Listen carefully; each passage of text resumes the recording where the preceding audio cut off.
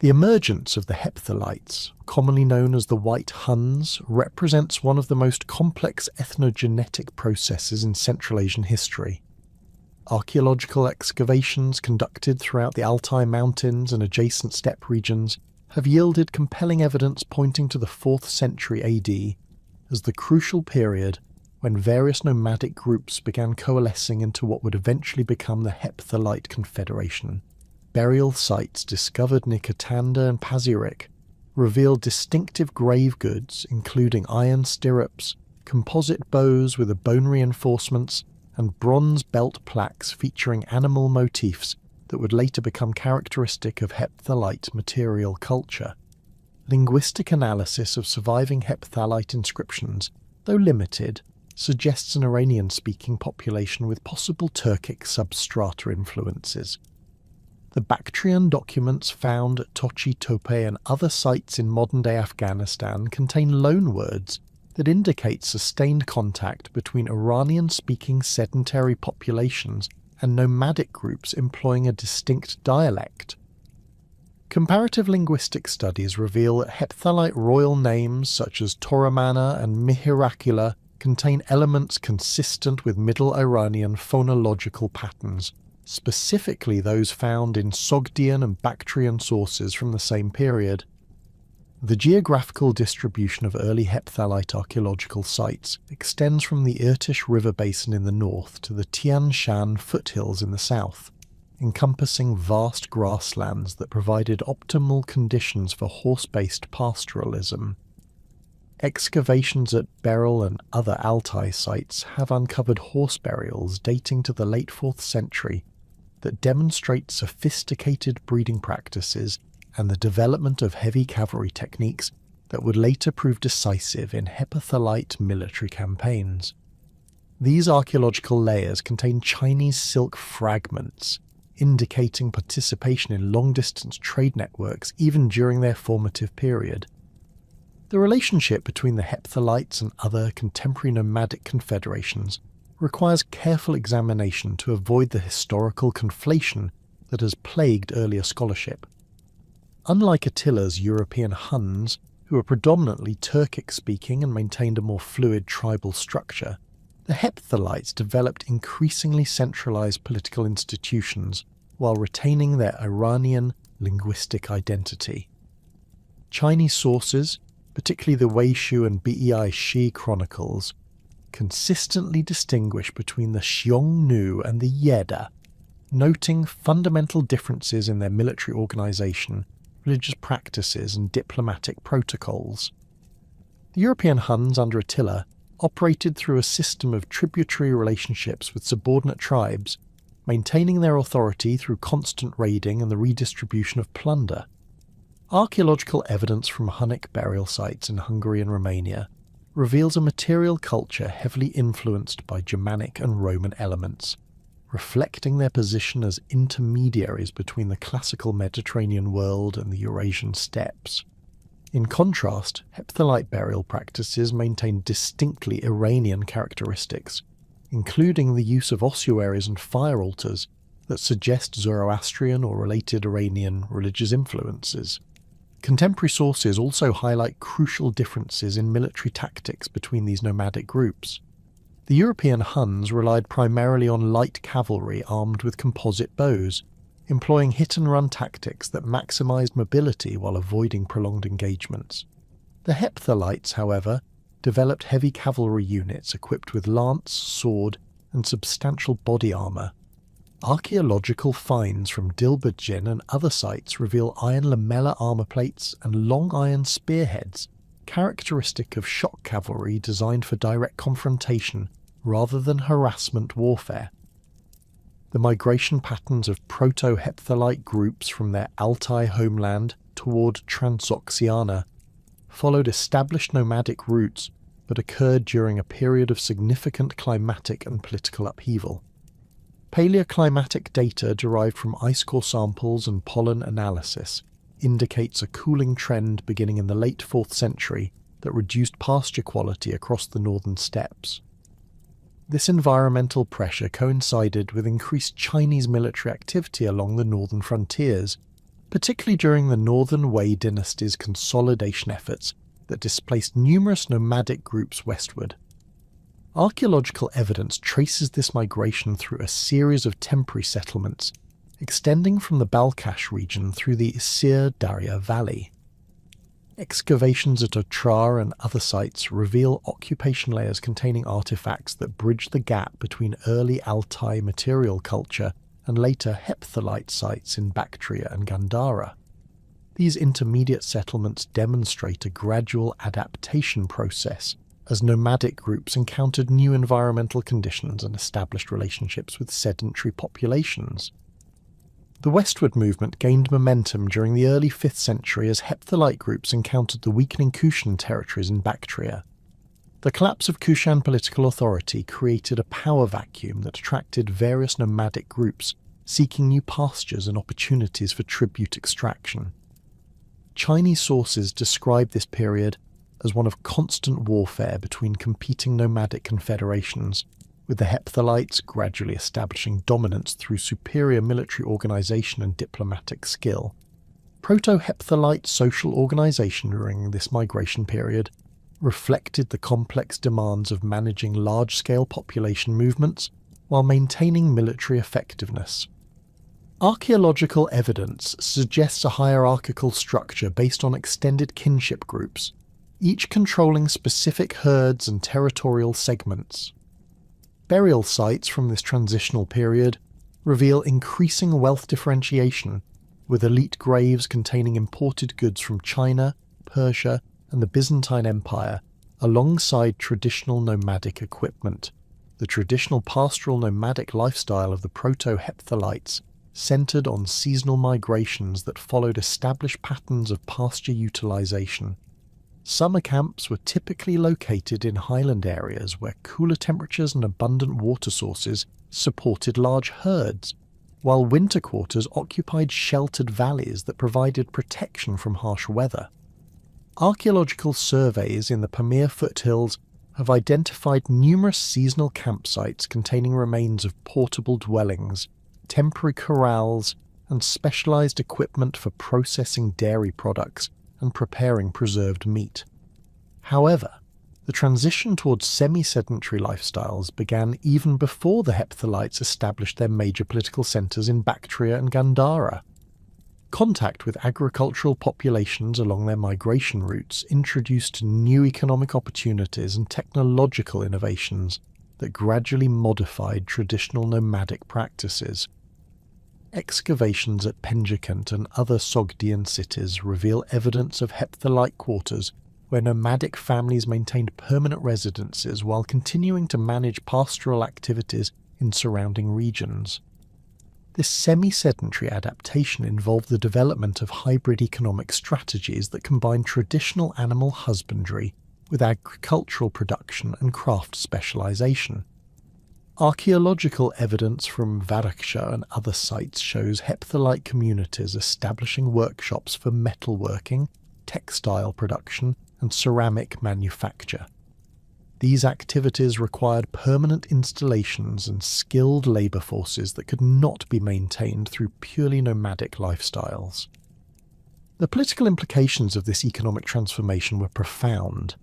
Semi-sedentary communities required more complex administrative structures to manage agricultural cycles, coordinate craft production, and maintain trade relationships with distant partners.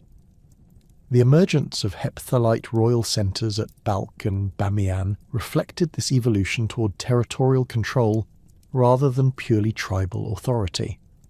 Archaeological evidence from these sites reveals sophisticated urban planning, monumental architecture, and elaborate court ceremonies that marked a fundamental departure from traditional nomadic political organisation. Religious practices also underwent significant modification during this transitional period. While maintaining elements of traditional shamanic beliefs, Hephthalite communities increasingly adopted Iranian religious traditions that emphasized fire worship and elaborate burial rituals. The famous Bamiyan Buddha statues, though Buddhist, were created under Hephthalite patronage and reflect the syncretic religious environment that characterized their semi-sedentary centers. The military implications of semi-sedentarization were equally significant. Permanent bases allowed for the development of siege warfare capabilities and the maintenance of larger military forces than purely nomadic organizations could support. Archaeological evidence from hepthalite fortifications reveals sophisticated defensive architecture incorporating both nomadic and sedentary military traditions. These developments would prove crucial as the Hephthalites expanded their territorial control and confronted the established powers of Sassanid Persia and Gupta India. The transformation from semi-sedentary communities to a unified political entity required the Hephthalites to overcome centuries of tribal fragmentation that had characterized Central Asian nomadic societies. Archaeological evidence from Turkmenistan reveals that by 440 AD, distinct tribal groups occupying territories from the Amu Darya to the Hindu Kush began adopting standardized burial practices, weaponry designs, and administrative seals that indicate centralized authority. Excavations at Surk Kotal have uncovered administrative buildings containing uniform weights, measures, and accounting tokens that demonstrate systematic economic coordination across previously independent tribal territories. The consolidation process involved the absorption of numerous smaller confederations through a combination of military conquest, diplomatic marriage alliances, and economic incentives.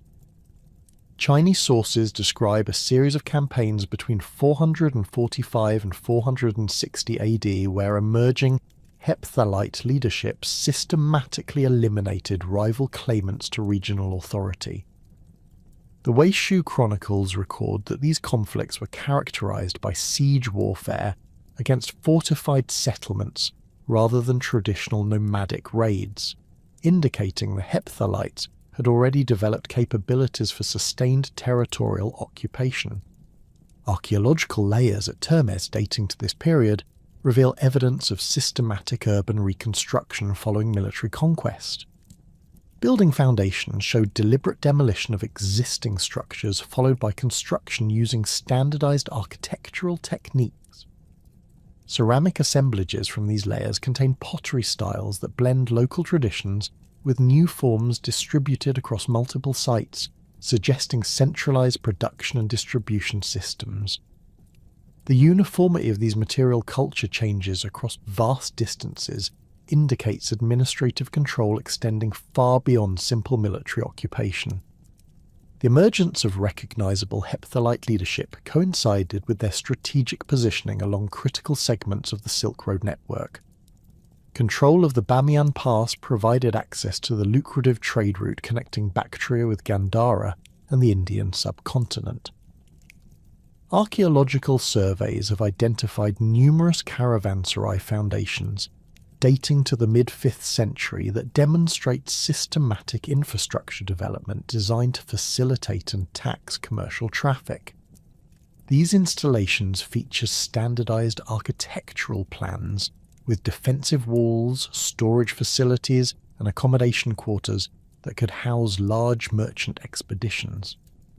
The Hephthalites implemented tribute systems that represented a significant departure from traditional nomadic raiding practices.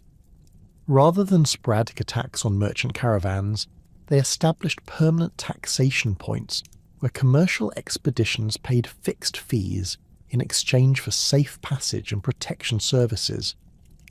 Bactrian documents discovered at Tochi Tope include receipts written in cursive Bactrian script that details these tribute arrangements. The documents specify payment schedules based on cargo types, with silk and precious metals subject to higher rates than bulk commodities like grain or textiles. Control of the Sogdian trade cities became essential to Hepthalite economic strategy. Archaeological evidence from Penjikan reveals Hepthalite administrative quarters constructed adjacent to existing merchant districts. These installations contained specialized buildings for tribute collection, including secure storage facilities and workshops for evaluating precious goods. Excavations have uncovered standardized weights conforming to both Chinese and Persian measurement systems, indicating the Hephthalites adapted their taxation methods to accommodate diverse trading partners. The tribute system extended beyond simple taxation to include comprehensive protection services.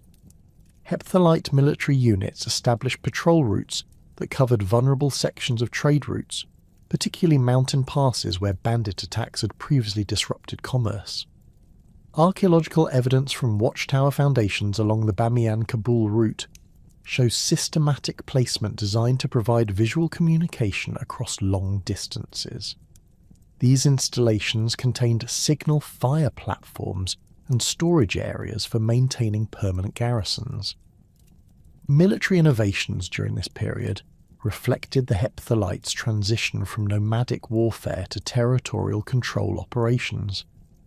Archaeological finds from Dilbajin include iron lance heads measuring over 2 meters in length, designed for heavy cavalry charges rather than the shorter weapons typical of nomadic skirmishing tactics. Associated armour fragments reveal lamellar construction techniques adapted from Chinese military technology, but modified for mounted combat conditions. The iron plates show evidence of specialised forging methods that produced lighter yet more durable protection than contemporary Persian or Byzantine equivalents. The development of siege warfare capabilities represented perhaps the most significant military advancement. Excavations at Balkh have uncovered foundations of workshops specifically designed for constructing siege engines. These facilities contained specialised forges for producing large iron components and timber working areas with evidence of precision carpentry techniques. Archaeological layers dating to 450–470 AD reveal systematic destruction of urban fortifications, followed by reconstruction, indicating the Hephthalites had acquired effective methods for reducing fortified positions. Adaptation of Sassanid military technologies occurred through direct contact with Persian forces and captured equipment analysis. Archaeological assemblages from battlefield sites along the Amu Darya contain Persian weapons and armour pieces that show evidence of systematic study and reproduction. Metallurgical analysis reveals that Hephthalite smiths successfully reverse-engineered Persian steel working techniques while adapting designs for their specific tactical requirements. The resulting weapons combined Persian metallurgy with nomadic mobility requirements, producing equipment superior to either tradition alone. Chinese military influences entered Hepthalite practice through diplomatic exchanges and mercenary service arrangements. Archaeological evidence from Turfan includes Chinese crossbow mechanisms found in Hepthalite contexts, along with specialised arrowheads designed for these weapons. Workshop remains at Bamiyan reveal production facilities for manufacturing Chinese-style crossbows using local materials and labour. These installations demonstrate systematic technology transfer rather than simple equipment importation. The integration of diverse military traditions produced tactical innovations that proved decisive in subsequent campaigns. Archaeological evidence suggests Hepthalite armies combined heavy cavalry charges with coordinated crossbow volleys and siege engine deployment. Battlefield archaeology at sites along the Sassanid frontier reveals evidence of these combined arms tactics, including cavalry charge routes marked by concentrated weapon deposits and siege positions indicated by projectile distributions around fortified locations. The establishment of the first Hepthalite royal dynasty required the creation of legitimising institutions that transcended traditional tribal authority structures. Archaeological evidence from Bamiyan reveals the construction of ceremonial complexes designed to demonstrate royal power through monumental architecture. These installations featured throne rooms with elaborate decorative programs, audience halls capable of accommodating large assemblies, and residential quarters that separated royal households from common populations. Royal burial practices evolved to emphasize dynastic continuity rather than individual warrior achievement. Excavations at Tilla Tepe have uncovered tomb complexes containing multiple generations of elite burials with consistent grave good assemblages. These burials feature standardized royal regalia, including gold crowns with distinctive design elements, ceremonial weapons with precious metal inlays, and imported luxury goods that demonstrate extensive trade connections. The consistency of these assemblages across multiple sites indicates centralized control over royal symbolism. The development of administrative systems governing conquered territories represented a fundamental departure from nomadic political organization. Archaeological evidence from regional centers reveals the construction of administrative complexes with specialized buildings for different governmental functions. These installations contained archives with clay tablet storage systems, treasury buildings with secure vault construction, and judicial facilities with formal audience chambers. The architectural standardization across multiple sites indicates systematic administrative planning. Provincial administration required the creation of new bureaucratic positions filled by individuals with specialized skills in taxation, legal procedures, and territorial management. Bactrian documents from administrative archives reveal the emergence of professional administrative classes distinct from traditional military or religious leadership. These officials maintained detailed records of tribute collection, population censuses, and legal proceedings using standardized administrative procedures. The complexity of these systems indicates significant adaptation of sedentary governmental practices to nomadic political structures. The integration of conquered populations required diplomatic skills and institutional flexibility that distinguished Hepthalite administration from purely exploitative occupation. Archaeological evidence reveals the continuation of local craft production, religious practices, and commercial activities under Hepthalite rule. Urban excavations show minimal disruption to existing residential areas, suggesting policies designed to maintain economic productivity rather than impose radical cultural changes. This approach proved essential for maintaining control over diverse populations across vast territories. Legal systems developed to address conflicts between nomadic and sedentary populations with different customary practices. Administrative documents reveal the creation of hybrid legal codes that incorporated elements from Iranian, Indian, and nomadic legal traditions. These systems addressed property rights, commercial disputes, and criminal procedures using flexible approaches that accommodated cultural diversity while maintaining central authority. The sophistication of these legal frameworks indicates significant intellectual development within Hepthalite administrative circles. The consolidation of Hepthalite authority over Central Asian trade routes provided the necessary foundation for their most ambitious territorial expansion, the systematic conquest of Bactria, and the displacement of the established Kedarite Hun Confederation. By 450 AD, archaeological evidence from sites along the Amu Darya reveals intensive military preparations, including the construction of forward supply depots, weapons manufacturing facilities, and cavalry training grounds that indicate coordinated planning for large-scale operations against fortified positions. Excavations at Termez have uncovered workshop complexes dating to this period containing specialized equipment for siege warfare, including iron-working facilities capable of producing the massive projectile points and structural components required for catapult construction. The Kidarit Huns had established their dominance over Bactrian territories during the early 5th century through a combination of military conquest and diplomatic arrangements with local Kushan successor states. Their control centered on the ancient city of Balkh, which served as both administrative capital and commercial hub for trans-Hindu Kush trade networks. Archaeological layers from Balkh dating to the Kedarite period reveal extensive urban reconstruction projects, including defensive wall reinforcement, palace complex expansion, and the establishment of mint facilities for producing standardized coinage.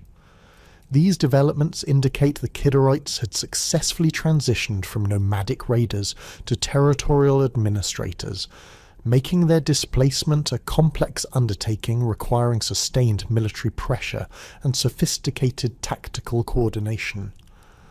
The initial phase of Hepthalite operations against Kidderite positions began with systematic attacks on outlying settlements and trade route control points. Archaeological evidence from sites along the Bamiyan Balkh corridor shows destruction layers dating to 455 AD, characterized by burned storage facilities, scattered weapon fragments, and hasty burial deposits containing valuable goods. These destruction patterns indicate rapid military strikes designed to disrupt Kiddarite economic resources while avoiding prolonged sieges of heavily fortified positions. The Hepthalites employed their superior mobility to isolate Kiddarite strongholds from mutual support, forcing defenders to rely on stored supplies while preventing reinforcement or resupply operations. The siege of Balkh itself required innovations in assault techniques that demonstrated Hepthalite adaptation of sedentary military technologies. Archaeological excavations of the city's defensive perimeter reveal systematic attempts to undermine wall foundations through tunnelling operations, evidenced by collapsed sections with characteristic subsidence patterns and the discovery of iron mining tools in associated debris layers. Projectile distributions around the walls indicate coordinated artillery bombardments using torsion engines capable of launching stone projectiles weighing over 50 kilograms. The concentration of these projectiles near gate structures suggests targeted attacks designed to breach specific defensive points rather than general destructive bombardment. The fall of Balkh in 457 AD marked a decisive turning point in the campaign, but archaeological evidence suggests the transition occurred through negotiated surrender rather than total destruction. Excavation layers from this period show minimal urban destruction outside the immediate vicinity of military installations, while residential and commercial districts reveal continuity in occupation patterns and material culture. Administrative buildings contain archives that span the transition period, indicating the Hepthalites maintained existing bureaucratic structures while installing their own oversight personnel. This approach reflected sophisticated understanding of territorial administration requirements and demonstrated strategic thinking beyond simple military conquest. The displacement of Kiddarite leadership involved systematic elimination of rival authority structures while preserving productive economic activities. Archaeological evidence from elite burial sites dating to this transition period reveals the sudden cessation of traditional Kiddarite royal burial practices, replaced by simpler interments lacking the elaborate grave goods and monumental construction characteristic of earlier periods. Conversely, contemporary Hepthalite elite burials show increased wealth accumulation and the adoption of Bactrian luxury goods, indicating successful appropriation of regional economic resources. Coin hoards buried during this period contain mixtures of Kiddarite and early Hepthalite issues, suggesting currency systems remained functional during the political transition. The expansion of Hepthalite control beyond Balkh required securing the critical mountain passes that connected Bactrian territories with the Indian subcontinent and eastern trade networks. The Hindu Kush mountain system presented formidable geographical obstacles that had historically limited the scale of military operations between Central Asia and the Gandharan regions. However, these same passes represented choke points where relatively small forces could control vast commercial networks, making their capture essential for sustained territorial expansion. Archaeological surveys of pass routes have identified numerous fortified positions dating to this period, including watchtowers, supply caches and defensive walls designed to control access through specific valleys. The Bamiyan Pass, connecting the Bactrian Plateau with the Kabul River Valley, became the primary focus of Hepthalite expansion efforts due to its central position in trans-regional trade networks. Archaeological evidence from the Bamiyan Valley reveals intensive construction activities beginning around 460 AD, including the establishment of permanent military garrisons administrative facilities, and commercial infrastructure designed to support increased traffic volumes. The famous Buddhist monastery complexes at Bamiyan received significant patronage during this period, evidenced by construction phases that incorporated hepthalite architectural elements while maintaining traditional Buddhist decorative programs. These developments indicate the hephthalites recognized the strategic value of maintaining religious continuity to ensure local population cooperation. Control of the Khyber Pass required more complex operations due to existing tribal confederations that had maintained independence from both Kedarite and earlier Kushan authority. Archaeological evidence from sites along the pass route reveals evidence of negotiated agreements rather than direct military conquest, including the construction of shared defensive installations and the establishment of tribute collection points operated jointly by hepthalite officials and local tribal leaders.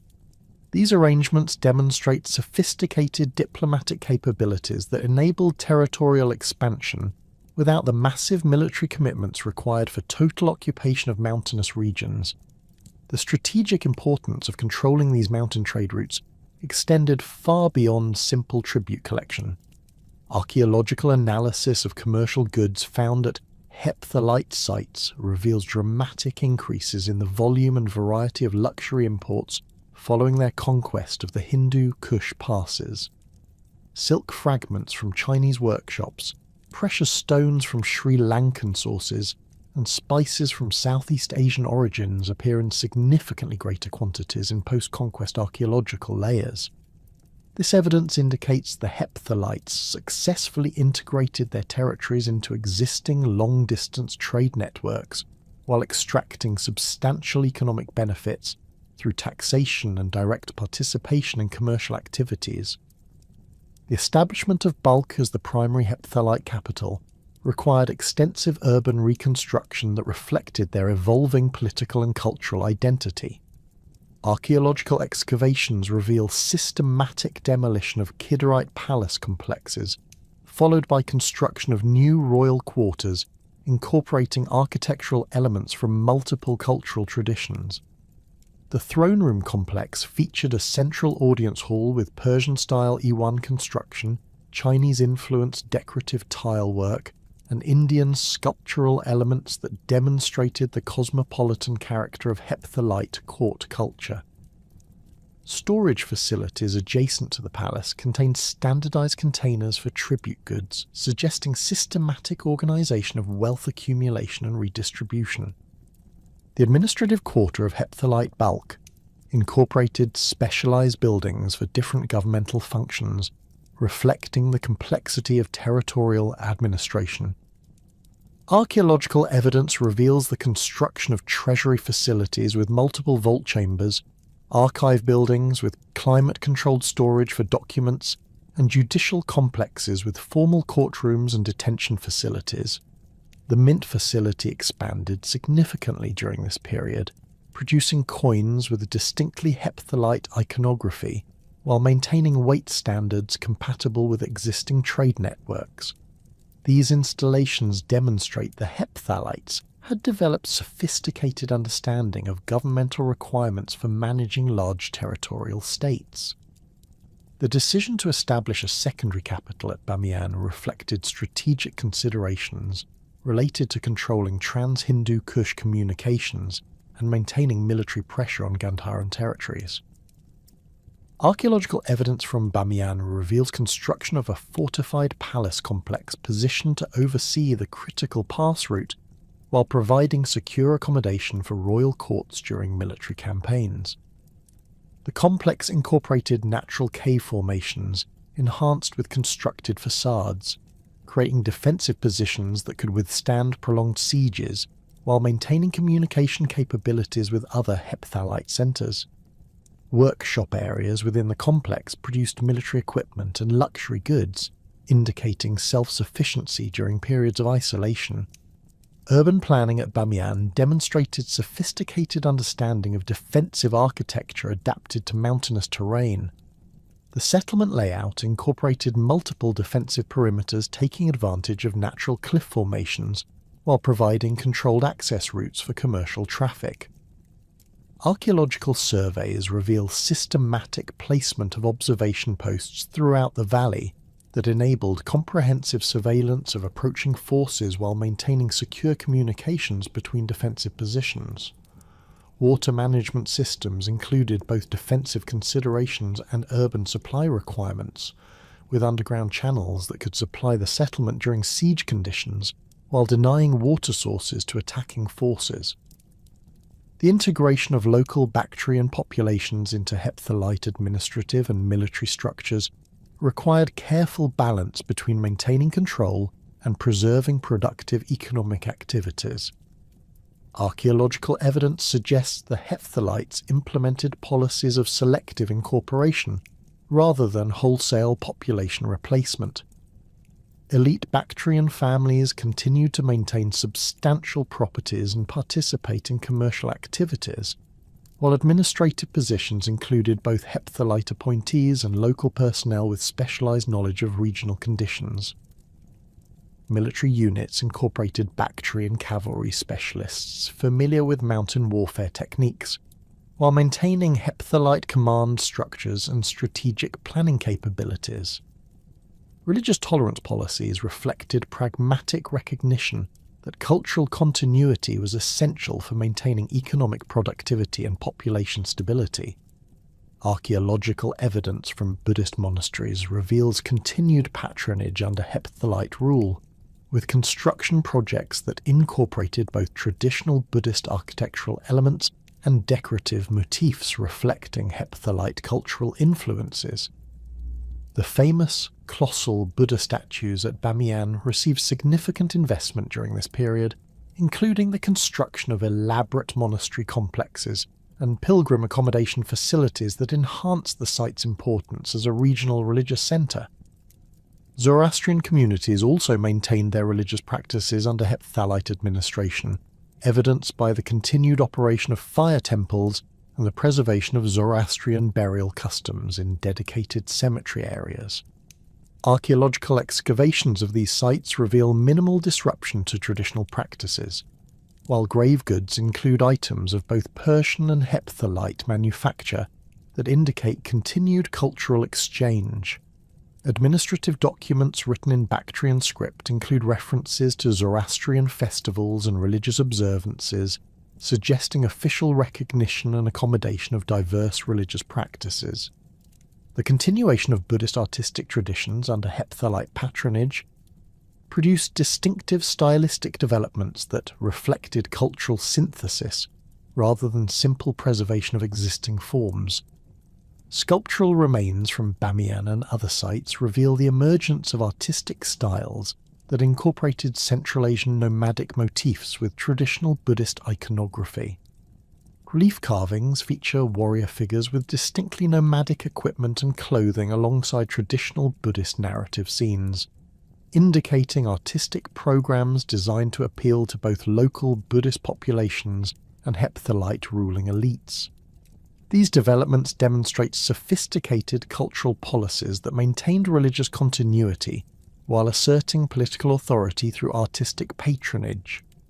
The hepthalite conquest of Bactria and establishment of territorial control over the Hindu Kush passes inevitably brought them into direct confrontation with the Sassanid Empire, whose eastern provinces had long depended on tribute relationships with Central Asian and nomadic groups rather than direct territorial administration. The initial tensions emerged around 440 AD when hepthalite expansion disrupted established tribute arrangements that had provided the Sassanids with regular payments from Kushan successor states and various nomadic confederations. Archaeological evidence from Merv and other eastern Sassanid cities reveals hasty defensive preparations during this period, including the reinforcement of existing walls, the construction of additional watchtowers, and the establishment of supply depots designed to support prolonged military operations in frontier regions. King Yazdegerd II, who ruled the Sassanid Empire from 438 to 457 AD, initially attempted to resolve the emerging conflict through diplomatic negotiations that would have maintained traditional tribute relationships while acknowledging Hepthalite territorial gains. Administrative documents from Ctesiphon archives, preserved in later Arabic translations, describe embassy exchanges where Sassanid officials offered recognition of Hepthalite authority over Bactrian territories in exchange for continued tribute payments and guarantees of trade route security. However, archaeological evidence from sites along the Amu Darya suggests the Hepthalites had already begun systematic military preparations that indicated their intention to expand westward into traditional Sassanid spheres of influence. The first significant military confrontation occurred in 451 AD, when Hepthalite forces launched coordinated attacks against Sassanid frontier positions in Khorasan. Archaeological excavations at Tus and other border settlements reveal destruction layers containing scattered weapons, burned storage facilities, and hasty coin hoards that indicate rapid military strikes designed to test Sassanid defensive capabilities.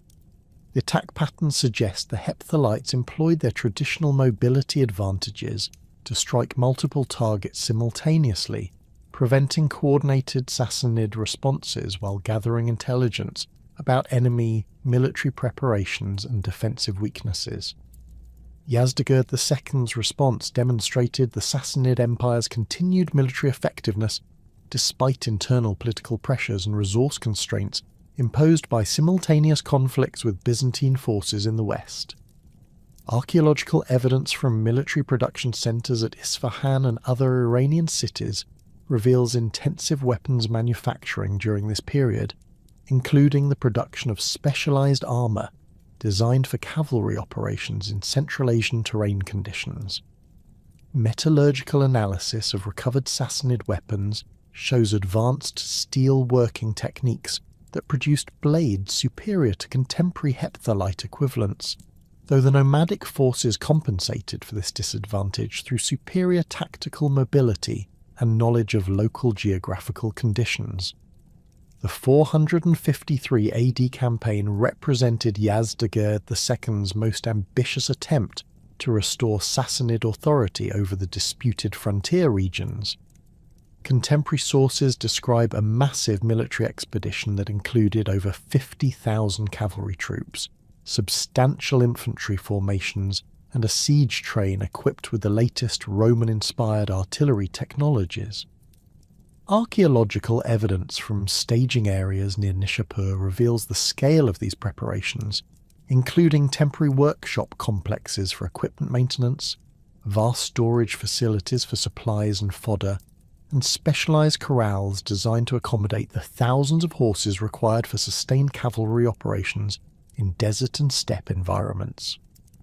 The Sassanid army's advance into Hepthalite territory initially achieved significant tactical successes through superior organisation and equipment quality. Archaeological evidence from battlefield sites along the Murghab River reveals Sassanid tactical formations that effectively combined heavy cavalry charges with coordinated archery volleys and infantry support. Weapon distributions at these sites indicate the Sassanids successfully employed their famous cataphract cavalry units, heavily armoured horsemen equipped with long lances and comprehensive protection for both rider and mount. These formations proved effective in direct confrontations where their superior armour and disciplined tactics could be brought to bear against Hepthalite forces. However, the Hepthalites avoided decisive battles whenever possible, instead employing harassment tactics that exploited their superior knowledge of local terrain and climate conditions. Archaeological surveys of the campaign route reveal evidence of systematic destruction of water sources, granary facilities, and fodder supplies that forced the Sassanid expedition to rely increasingly on their own logistical resources. The nomadic forces established temporary camps in defensible positions that could be rapidly abandoned when faced with superior enemy forces, while maintaining constant pressure through night raids and attacks on isolated detachments. The decisive engagement occurred near the modern city of Herat. where geographical constraints forced both armies into direct confrontation. Archaeological excavations of the battlefield reveal evidence of complex tactical maneuvering that lasted several days before the main engagement. The Hephthalites succeeded in drawing the Sassanid forces into a valley position where their numerical and equipment advantages could not be fully utilised. Weapon distributions indicate the battle involved intense close-quarters combat with significant casualties on both sides, but the Hephthalites ultimately prevailed through superior stamina and their ability to receive reinforcements from nearby tribal allies. The aftermath of Yazdegerd II's failed campaign marked a fundamental shift in the balance of power between the Sassanid Empire and the emerging Hephthalite Confederation. Archaeological evidence from Sassanid frontier cities reveals systematic defensive improvements implemented immediately following the military defeat, including the construction of additional fortifications, the establishment of permanent garrison facilities, and the development of early warning systems designed to provide advance notice of nomadic raids. Coin hoards from this period show evidence of economic disruption as resources were diverted from commercial activities to military preparations. The succession of Perozan to the Sassanid throne in 457 AD brought renewed military pressure against Hephthalite territories, as the new king sought to restore Persian prestige through successful frontier campaigns. Peroz had gained considerable military experience during conflicts with Khadarite forces in earlier decades, and possessed detailed knowledge of Central Asian warfare conditions. Archaeological evidence from his reign reveals systematic military reforms designed to improve Sassanid effectiveness against nomadic opponents, including the development of lighter cavalry units with enhanced mobility and the adoption of composite bow technologies adapted from captured Hephthalite equipment. The renewed conflict began with Perozan's 465 AD expedition, which employed modified tactical approaches based on lessons learned from Yazdegerd II's earlier failures.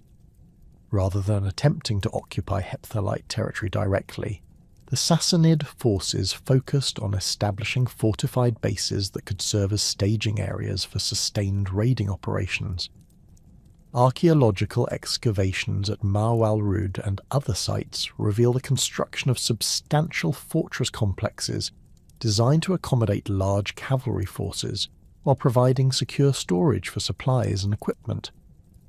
These installations featured sophisticated defensive architecture that incorporated both Persian engineering expertise and adaptations to local environmental conditions. The Hephthalite response to Peroz's strategic modifications demonstrated their own military evolution and increasing sophistication in conducting territorial warfare. Archaeological evidence reveals the systematic development of counter-fortifications designed to neutralize Sassanid advance bases while maintaining nomadic mobility advantages. These installations featured underground storage facilities that could supply extended siege operations, along with escape routes that allowed defenders to evacuate if positions became untenable.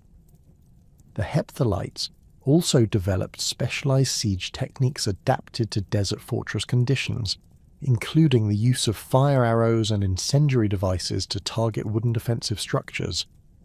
The prolonged nature of this phase of the conflict produced significant innovations in military technology and tactics on both sides.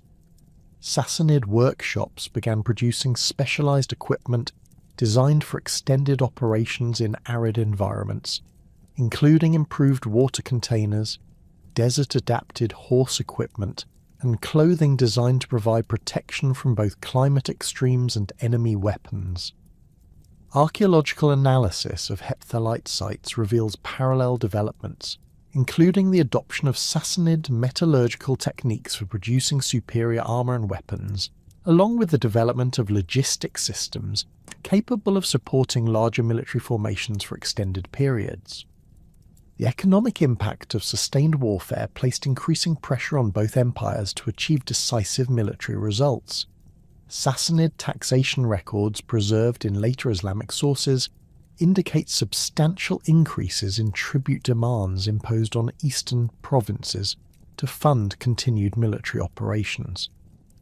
Archaeological evidence from Hepthalite territories reveals similar economic strain, with reduced luxury imports and evidence of resource conservation measures implemented in major population centres.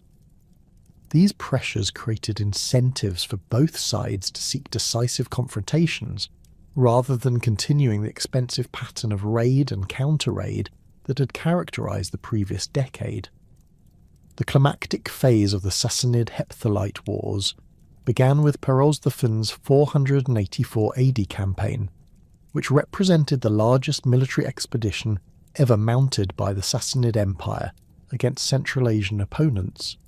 Contemporary sources describe an army exceeding 100,000 troops, including elite guard units, provincial levies, and allied contingents from various client kingdoms.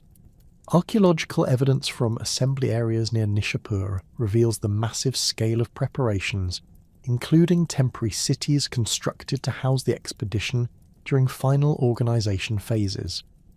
Workshop complexes produced specialised equipment, including siege engines designed for reducing nomadic fortifications and extensive supplies of arrows, lances, and other consumable military items.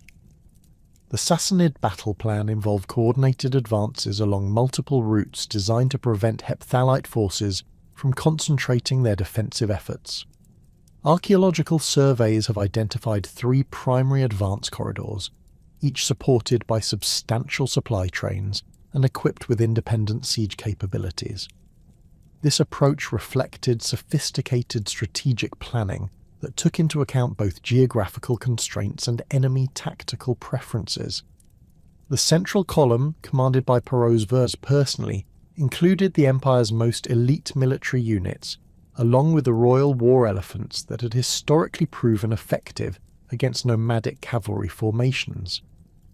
The Hepthalite response demonstrated remarkable strategic coordination that united previously independent tribal groups under centralized military command.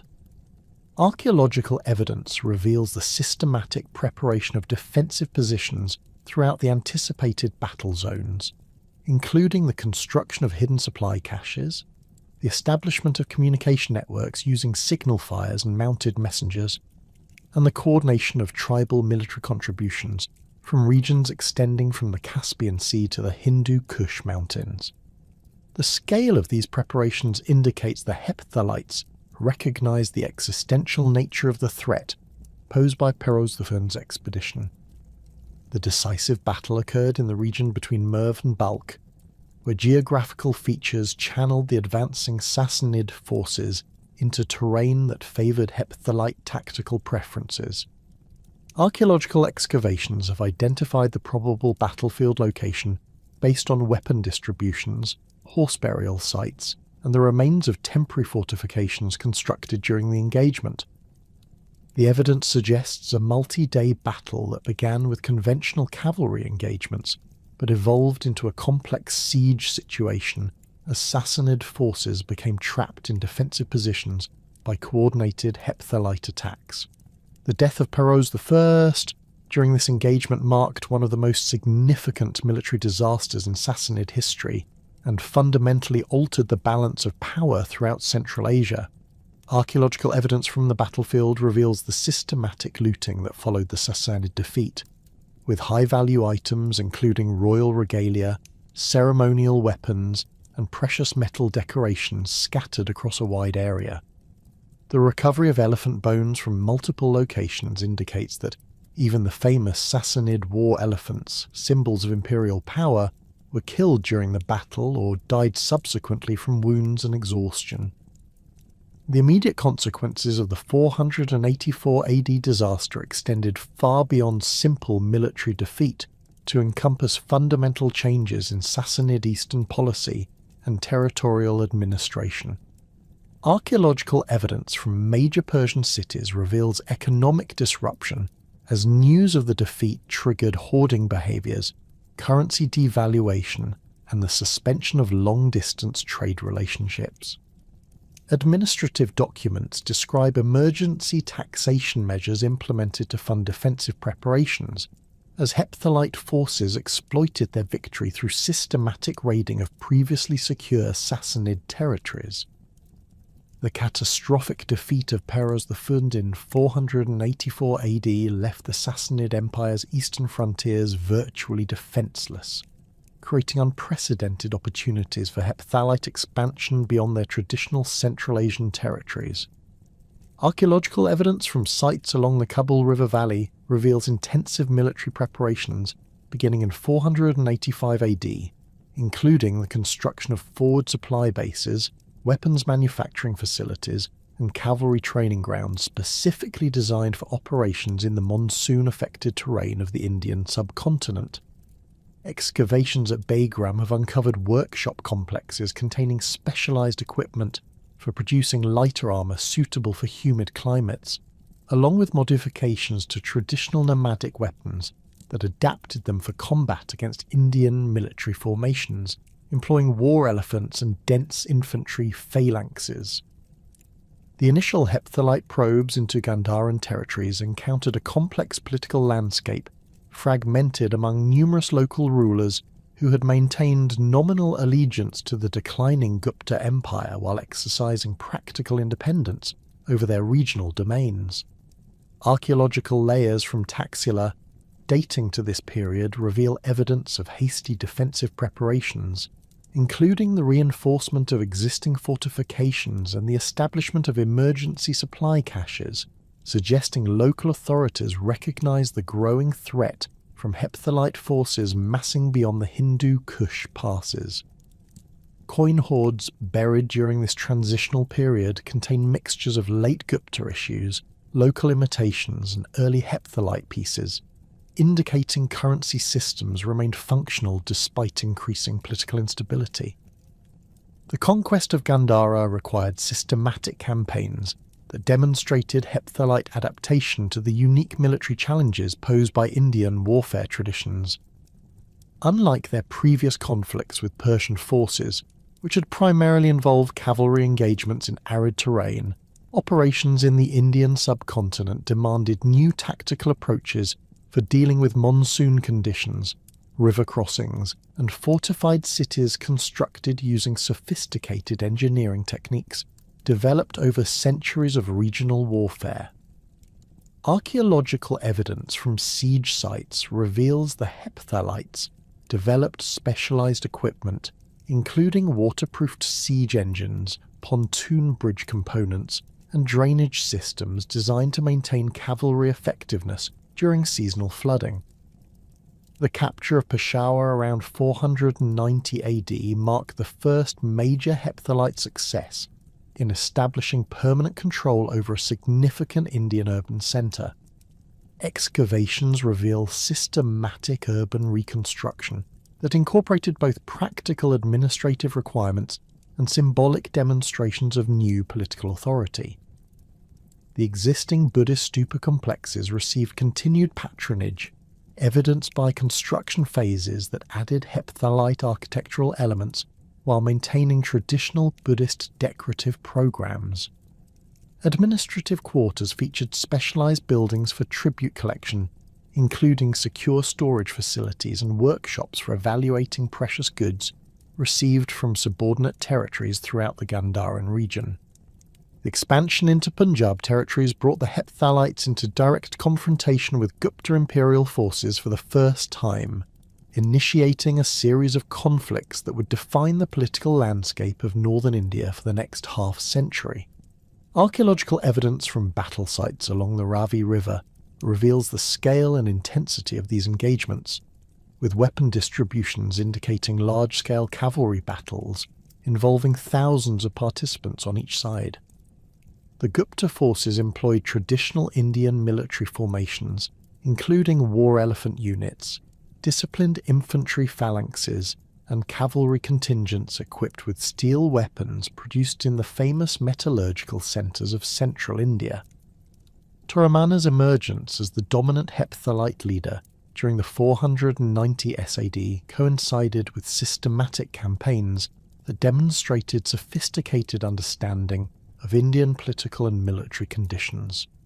Archaeological evidence from his reign reveals the establishment of permanent administrative centres at strategic locations throughout conquered territories, including Sialkot, Mathura, and eventually Malwa, each featuring standardized architectural plans that facilitated efficient territorial administration. Royal inscriptions from this period, carved in both Brahmi script and Bactrian language, demonstrate Toramana's adoption of Indian royal titulature while maintaining distinctly Hepthalite cultural identity and administrative practices. The siege of Mathura in 500 AD represented perhaps the most significant military achievement of Toramana's campaigns, as this ancient city had served as a crucial stronghold controlling access routes between the Gangetic Plain and northwestern India. Archaeological excavations reveal evidence of prolonged siege operations lasting several months, with systematic approaches that combine traditional nomadic mobility with adapted siege techniques learned from previous conflicts with Persian forces. The city's eventual surrender occurred through negotiated terms that preserved much of the existing urban infrastructure, while installing Hepthalite administrative oversight, reflecting pragmatic policies designed to maintain economic productivity rather than impose wholesale cultural transformation. The integration of Mathura into the Hepthalite administrative system required careful balance between maintaining control and preserving the city's crucial role in regional trade networks. Archaeological evidence reveals the continuation of traditional craft production, including the famous Mathura sculptural workshops that had produced Buddhist and Hindu religious art for centuries.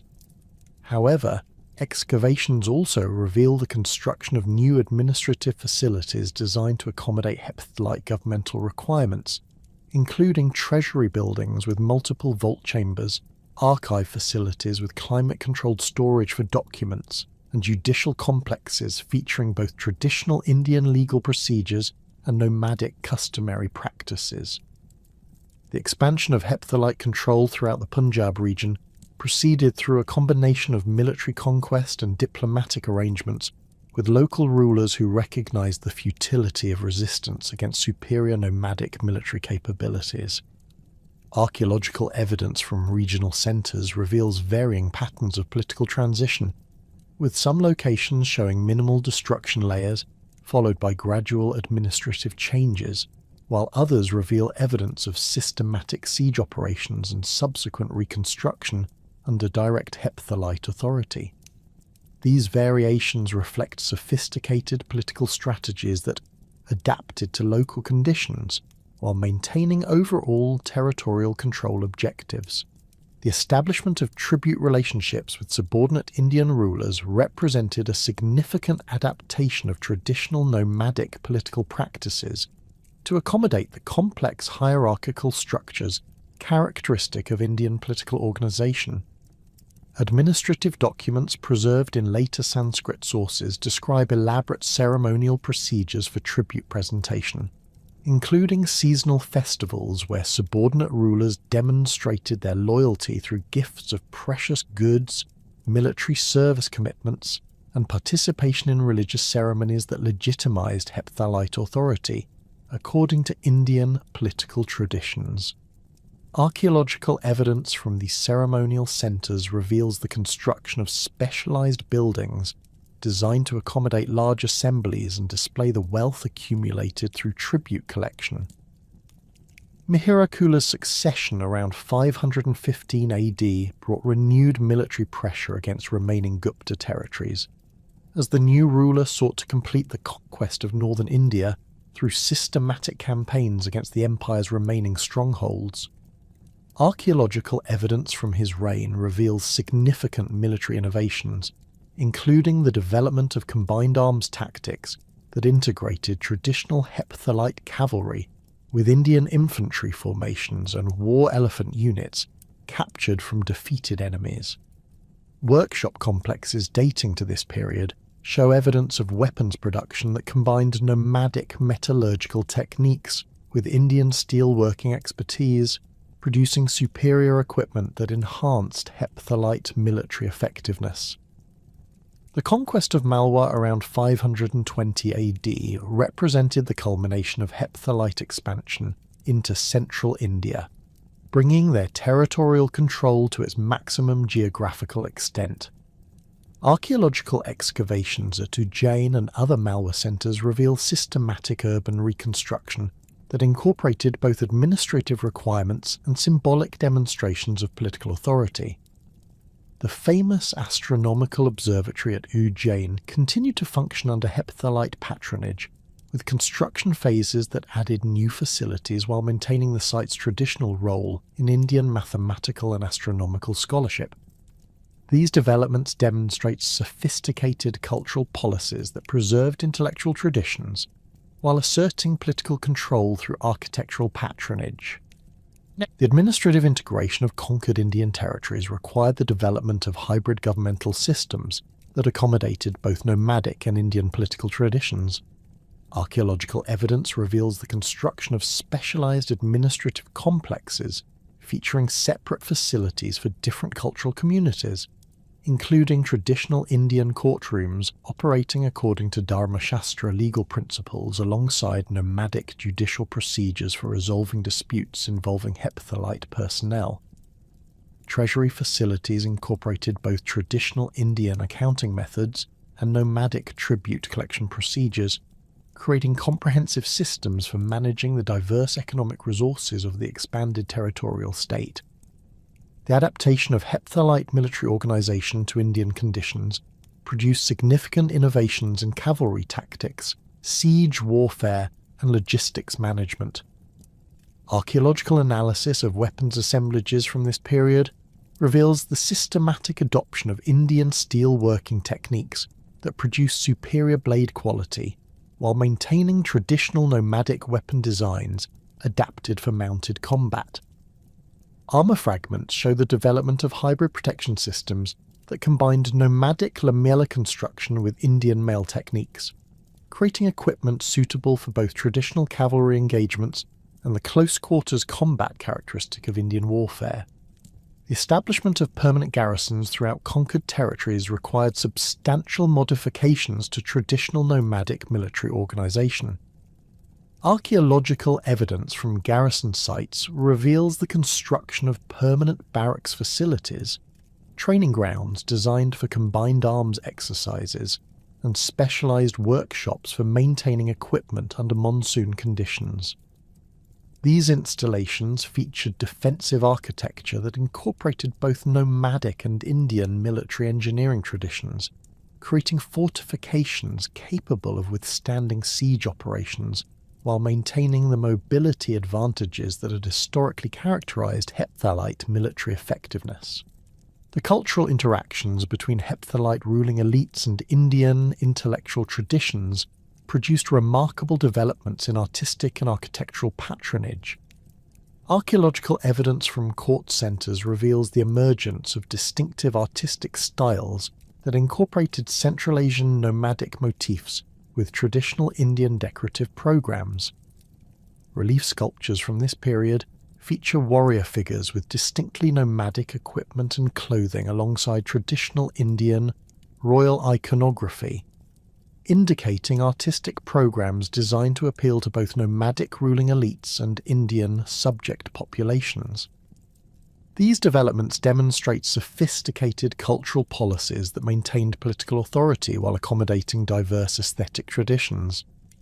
Buddhist monasteries throughout hepthalite territories received substantial patronage that reflected both pragmatic political considerations and genuine religious interest among nomadic ruling elites. Archaeological excavations at Sarnath, Nalanda, and other major monastic centres reveal construction phases dating to the hepthalite period that added substantial facilities while maintaining traditional Buddhist architectural forms. Inscriptional evidence indicates hepthalite rulers participated directly in Buddhist ceremonial activities, including the dedication of new stupas, the sponsorship of scholarly activities, and the provision of economic support for monastic communities. These activities demonstrate religious tolerance policies that recognize Buddhism's importance in legitimizing political authority among Indian populations. Hindu religious institutions also received significant hepthalite patronage, evidenced by temple construction projects and the continuation of traditional festival celebrations under nomadic political authority. Archaeological evidence from Mathura and other Hindu centres reveals temple reconstruction projects that incorporated both traditional Indian architectural elements and decorative motifs reflecting hepthalite cultural influences. Inscriptions from this period describe royal participation in Hindu religious ceremonies, including traditional consecration rituals that legitimize nomadic rule according to Indian political theory. These developments indicate a sophisticated understanding of the religious requirements for maintaining political authority over diverse Indian populations. The economic impact of hepthalite rule on Indian territories produced both disruptions and innovations that fundamentally altered traditional commercial patterns. Archaeological evidence reveals the systematic integration of Indian craft production into Central Asian trade networks, with substantial increases in the export of Indian textiles, precious stones, and spices to markets throughout the Sassanid Empire, Byzantine territories, and Chinese regions. Specialized workshop complexes dating to this period show evidence of production techniques that combined Indian craftsmanship with nomadic artistic preferences, creating distinctive goods designed for export to Central Asian markets. The tribute systems implemented throughout hepthalite Indian territories represented sophisticated adaptations of traditional nomadic practices to accommodate the complex economic structures characteristic of Indian agricultural and commercial organization. Administrative documents describe seasonal tribute collection procedures that coordinated with Indian agricultural cycles, ensuring maximum economic extraction while maintaining productive capacity. Archaeological evidence from tribute collection centres reveals specialised facilities for processing diverse goods, including grain, textiles, precious metals, and exotic products, along with standardised measurement systems that facilitated trade relationships with distant partners. The establishment of hepthalite territorial control across vast regions, extending from Central Asia to northern India, necessitated the development of sophisticated social structures that could accommodate both traditional nomadic practices and the administrative requirements of governing sedentary populations.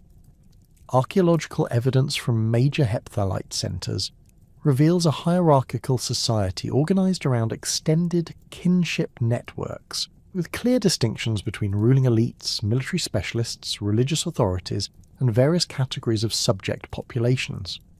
Excavations at Balkh have uncovered residential quarters that demonstrate systematic social stratification, with elite compounds featuring multiple courtyards, specialised storage facilities, and elaborate decorative programs, while common residential areas contained simpler structures organised around shared communal spaces and craft production facilities. The apex of hepthalite society centred on royal dynasties that claimed legitimacy through both traditional nomadic leadership principles and adopted elements of Persian and Indian kingship ideology. Archaeological evidence from royal burial complexes reveals the systematic development of dynastic symbolism that incorporated traditional nomadic warrior imagery with sedentary royal iconography borrowed from conquered territories.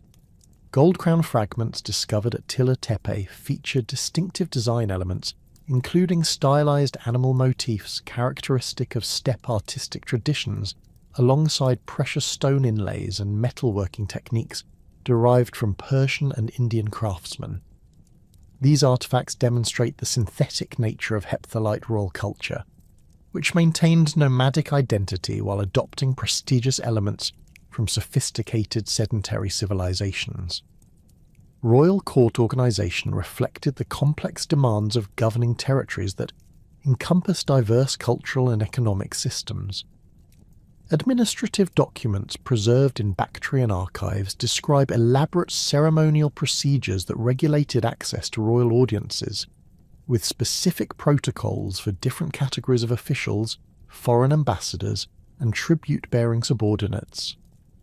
Archaeological evidence from palace complexes reveals specialized buildings designed to accommodate these ceremonial requirements, including throne rooms with raised platforms for royal display, audience halls capable of housing hundreds of participants, and reception chambers equipped with facilities for displaying tribute goods and diplomatic gifts. The noble class consisted primarily of successful military commanders and their descendants, along with traditional tribal leaders who had demonstrated loyalty during the conquest period. Archaeological evidence from elite residential compounds reveals substantial wealth accumulation through military service and administrative positions, with grave goods that include imported luxury items, high-quality weapons, and elaborate personal ornaments manufactured by specialized craftsmen. These burial assemblages demonstrate the emergence of hereditary aristocratic families that maintained their status through continued military service, while developing interests in trade, land ownership, and craft patronage. Military organization formed the foundation of Hepthalite political power, with warrior classes that retained many traditional nomadic characteristics, while adapting to the requirements of territorial administration and siege warfare.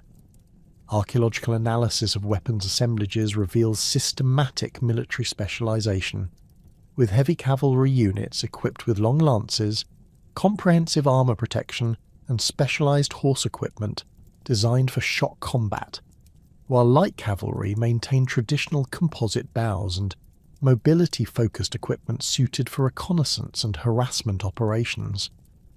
Training facilities discovered at major centres feature specialised areas for practising different combat techniques, including mounted archery ranges, cavalry charge courses, and siege warfare training grounds. The integration of conquered populations into Hepthalite military structures produced hybrid formations that combined nomadic tactical advantages with local military expertise. Archaeological evidence from garrison sites reveals the systematic recruitment of Indian and Persian military specialists, including engineers with siege warfare experience, cavalry trainers familiar with local horse breeds, and weapons manufacturers capable of producing equipment adapted to regional combat conditions. These specialists maintained their traditional techniques while learning nomadic military practices, creating military units that possessed capabilities superior to either tradition alone. Pastoral populations continued to form the economic foundation of Hepthalite society, maintaining traditional nomadic lifestyles while contributing to the Confederation's military and economic resources. Archaeological surveys of seasonal campsites reveal the continuation of traditional migration patterns, with summer pastures in highland regions and winter quarters in protected valleys, though these movements became increasingly coordinated with the administrative requirements of territorial states. Specialised facilities at these camps include workshops for processing dairy products, preparing preserved meat, and manufacturing traditional nomadic crafts that remained important for both domestic consumption and trade relationships. The transition towards semi-sedentary lifestyles accelerated among pastoral populations located near major administrative centres and trade routes. Archaeological evidence from these transitional communities reveals the development of permanent winter settlements featuring substantial storage facilities, craft workshops, and agricultural plots that supplemented traditional pastoral activities. These settlements maintained connections with fully nomadic relatives while developing specialised economic relationships with urban centres, including the supply of horses, dairy products, and traditional crafts in exchange for manufactured goods and agricultural products. Religious practices within Hepthalite society reflected the complex cultural interactions that characterized their territorial expansion and administrative policies. Traditional shamanic beliefs remained influential among nomadic populations, evidenced by burial practices that included ritual horse sacrifices, shamanic equipment, and grave goods designed to assist deceased individuals in spiritual journeys. Archaeological excavations of nomadic cemeteries reveal the continuation of these practices throughout the Hepthalite period, with variations that incorporated new elements borrowed from contact with sedentary religious traditions. Buddhism received substantial patronage from Hepthalite rulers, who recognized its importance for legitimizing their authority among Indian and Central Asian populations.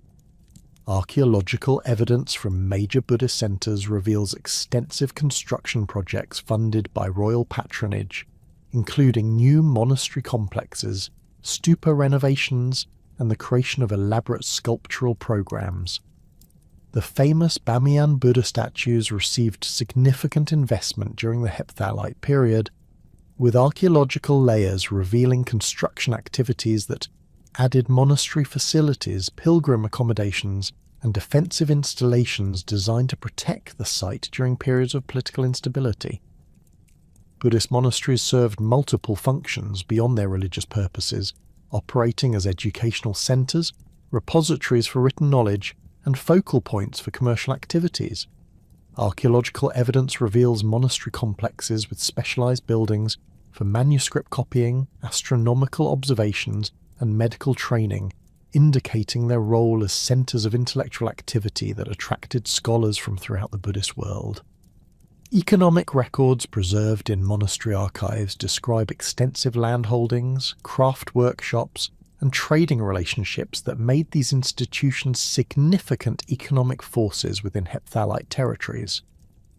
Zoroastrian communities maintained their religious practices under Hepthalite rule, with fire temples that continued to operate according to traditional Persian religious procedures. Archaeological excavations at these sites reveal minimal disruption to established religious practices, while architectural modifications incorporated defensive elements that reflected the unsettled political conditions of frontier regions. Fire altar construction dating to the Hepthalite period shows technical innovations that improved fuel efficiency while maintaining ritual requirements, suggesting adaptation to resource constraints imposed by territorial warfare and administrative demands. The syncretistic nature of Hepthalite religious policies produced distinctive cultural developments that combined elements from multiple religious traditions. Archaeological evidence from court centers reveals the construction of religious facilities that incorporated architectural elements from different traditions, including fire altars constructed according to Zoroastrian specifications within buildings featuring Buddhist decorative programs and traditional nomadic symbolic motifs. These developments reflect pragmatic religious policies designed to accommodate diverse populations while maintaining political unity under nomadic leadership. Local cult practices throughout Hepthalite territories received official recognition and support, evidenced by the continuation of regional religious festivals and the patronage of traditional sacred sites. Archaeological evidence from these locations reveals construction projects that enhanced existing facilities while adding elements reflecting Hepthalite cultural influences. Mountain shrines in the Hindu Kush region show evidence of continued ritual activities throughout the Hepthalite period, with votive deposits that include both traditional local offerings and prestige goods reflecting the wealth and cultural connections of nomadic ruling elites. Economic systems within Hepthalite territories combine traditional nomadic practices with sophisticated adaptations to territorial administration and long-distance trade management. Pastoral agriculture remained fundamental to the Confederation's economic foundation, with archaeological evidence revealing systematic improvements to traditional practices through selective breeding programs that enhanced horse quality, dairy production innovations that increased processing efficiency, and pasture management techniques that maximized carrying capacity while preventing overgrazing. Specialized facilities at major centers included veterinary treatment areas, breeding stock management compounds, and training facilities for developing superior cavalry mounts. Agricultural production expanded significantly in regions under direct Hepthalite administration, with irrigation projects that enhance productivity while providing economic resources for supporting non-agricultural populations. Archaeological surveys reveal systematic canal construction that brought previously marginal lands under cultivation, along with storage facilities designed to accumulate agricultural surpluses for redistribution during periods of shortage or military campaigns. These projects required substantial labour investments and technical expertise, indicating sophisticated understanding of hydraulic engineering principles and long-term economic planning. Trade monopolies represented crucial sources of revenue that funded military operations and administrative expenses, while providing access to luxury goods that enhanced royal prestige and diplomatic capabilities. Archaeological evidence from customs facilities reveals systematic taxation procedures applied to commercial traffic, with standardized measurement systems, secure storage facilities for valuable goods, and administrative procedures that documented transaction details for accounting purposes. These installations processed diverse commodities including Chinese silk, Indian spices, Persian precious metals, and Central Asian horses, demonstrating the heptalites' central position in transcontinental trade networks. Tribute collection systems extended beyond simple taxation to encompass comprehensive economic relationships that integrated subordinate territories into heptalite administrative structures. Archaeological evidence from tribute collection centres reveals specialised facilities for processing diverse goods according to standardised procedures, including workshops for evaluating precious metals, storage areas organised by commodity type, and administrative facilities for maintaining detailed records of tribute obligations and payment schedules. These systems coordinated with agricultural cycles and seasonal trade patterns to maximise economic extraction while maintaining productive capacity. The development of distinctive heptalite coinage represented both practical economic requirements and symbolic assertions of political authority. Mint facilities at major centres produced coins featuring royal portraits that incorporated traditional nomadic artistic elements with iconographic symbols borrowed from Persian and Indian traditions. Metallurgical analysis reveals sophisticated techniques that produce coins with consistent weight standards and precious metal content, facilitating their acceptance in international trade networks while maintaining compatibility with existing currency systems. Design elements included fire altar symbols reflecting Zoroastrian influences, Buddhist stupas indicating religious patronage, and traditional nomadic animal motifs that maintained cultural identity. Artistic achievements under heptalite patronage reflected the synthetic cultural environment that characterized their territorial empire. Metalworking traditions combined traditional nomadic techniques with sophisticated methods learned from Persian and Indian craftsmen, producing distinctive objects that incorporated multiple artistic traditions while maintaining recognizable heptalite stylistic characteristics. Archaeological evidence from workshop complexes reveals specialized production facilities for different categories of goods, including weapons with elaborate decorative inlays, jewelry featuring complex geometric patterns, and ceremonial objects designed for religious and diplomatic purposes. Textile production represented a major economic activity that supplied both domestic consumption and export markets throughout Central Asia and beyond.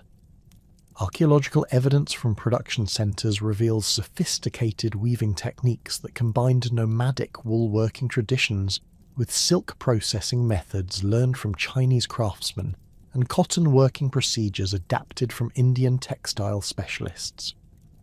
Dye analysis of surviving fabric fragments indicates access to expensive colorants from distant sources, including indigo from India, cochineal from Central Asia, and purple dyes from Mediterranean regions, demonstrating extensive trade connections and substantial investment in luxury textile production.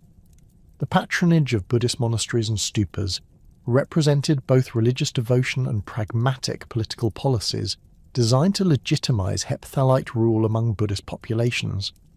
Archaeological evidence from these construction projects reveals substantial financial investments that funded elaborate architectural programs, sculptural decorations, and infrastructure improvements that enhanced the functionality and prestige of religious institutions. Construction techniques incorporated traditional Buddhist architectural principles with engineering innovations that reflected hepthalite technical capabilities and aesthetic preferences. Monastery construction projects included comprehensive facility planning that addressed both religious requirements and practical considerations related to housing large monastic communities.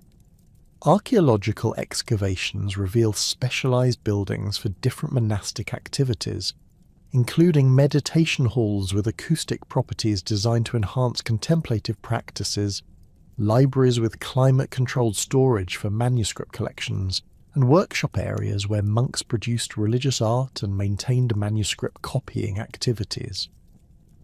Defensive installations at these sites reflect the unsettled political conditions that required protection for valuable religious and intellectual resources. Stupa construction and renovation projects demonstrated hepthalite commitment to Buddhist religious traditions while providing opportunities for displaying royal wealth and artistic patronage. Archaeological analysis of these monuments reveals construction phases that added elaborate decorative programs featuring sculptural narratives, precious metal inlays, and architectural innovations that enhanced both aesthetic appeal and structural stability. Relic deposits within these stupas include precious objects donated by royal patrons alongside traditional religious items, indicating the integration of political authority with religious devotion that characterized hepthalite cultural policies. The sophisticated administrative apparatus that governed hepthalite territories necessitated equally complex diplomatic mechanisms to manage relationships with neighbouring powers, coordinate trade networks, and maintain the delicate balance of alliances that sustained their territorial empire. Archaeological evidence from chancery buildings at Balkh and Bamiyan reveals specialized facilities designed for conducting international correspondence, including secure archive chambers for storing diplomatic documents, reception halls equipped for hosting foreign embassies, and workshops where skilled scribes produced official communications in multiple languages and scripts. These installations demonstrate the systematic approach hepthalite rulers adopted toward international relations, treating diplomacy as an essential governmental function, requiring dedicated resources and specialized expertise. The Byzantine Empire represented the most distant yet strategically significant diplomatic partner for the Hephthalites, despite the vast geographical separation between their respective territories. Initial contact occurred through intermediary states and commercial networks, rather than direct diplomatic exchange, with Byzantine merchants and officials encountering Hepthalite representatives at trading centres throughout Central Asia and the eastern Mediterranean regions. Archaeological evidence from Sogdian cities reveals the presence of Byzantine coins and luxury goods in contexts associated with Hepthalite administrative activities, indicating commercial relationships that provided foundations for subsequent political cooperation. The shared antagonism towards Sassanid Persia created natural grounds for Byzantine Hepthalite diplomatic cooperation, as both empires benefited from coordinated pressure against their common enemy. Contemporary Byzantine sources describe embassy exchanges beginning around 520 AD, when Emperor Justin the Huss sought to establish formal diplomatic relations with Hepthalite, so rulers, as part of his broader strategy for containing Persian expansion. Archaeological evidence from Constantinople reveals the construction of specialized guest quarters designed to accommodate Central Asian diplomatic missions, featuring architectural adaptations for nomadic cultural practices, including facilities for horse care and traditional ceremonial requirements. The complexity of Byzantine Hepthalite communications required sophisticated translation capabilities and cultural mediation services. Administrative documents preserved in later Arabic sources describe the employment of Sogdian merchants and Persian refugees as interpreters and cultural advisors, reflecting the multilingual environment that characterized diplomatic exchanges between these distant empires. Archaeological evidence from diplomatic centres reveals the presence of individuals with diverse cultural backgrounds, evidenced by burial practices that incorporate elements from multiple religious traditions, and grave goods that include artefacts from throughout the known world. Military coordination between Byzantine and Hepthalite forces against Sassanid territories required careful timing and strategic planning that took into account the vast distances separating their respective operational theatres. Archaeological evidence from Persian frontier regions reveals coordinated attack patterns that suggest systematic communication between Byzantine and Hepthalite military commanders, with simultaneous pressure applied to eastern and western Persian territories that prevented effective resource concentration for defensive purposes. These operations required months of advanced planning and the maintenance of secure communication networks across thousands of kilometres of hostile or neutral territory. The exchange of military intelligence represented a crucial component of Byzantine-Hepthalite cooperation, with both empires providing detailed information about Persian military capabilities, strategic plans, and internal political developments. Archaeological evidence from intelligence gathering operations includes specialized equipment for rapid long-distance communication, secure document storage facilities, and safe houses designed to accommodate covert operatives traveling between the two empires. The sophistication of these arrangements indicates systematic intelligence cooperation that extended far beyond simple military alliance toward comprehensive strategic coordination. Commercial agreements between Byzantine and Hepthalite territories facilitated trade relationships that provided economic benefits to both empires while creating additional diplomatic ties. Archaeological evidence from trading centres reveals the establishment of permanent Byzantine commercial quarters in major Hepthalite cities, featuring specialised facilities for currency exchange, goods evaluation, and dispute resolution according to international commercial law. These installations processed diverse commodities including Chinese silk destined for Byzantine markets, Indian spices and precious stones, and Central Asian horses that were particularly valued by Byzantine military forces. The diplomatic protocols governing Byzantine-Hepthalite relations reflected the complex cultural negotiations required to accommodate the ceremonial expectations of both imperial traditions. Archaeological evidence from diplomatic reception facilities reveals architectural modifications designed to accommodate Byzantine ceremonial requirements while maintaining Hepthalite royal dignity, including throne room arrangements that provided equivalent status positioning and reception procedures that honoured both imperial traditions.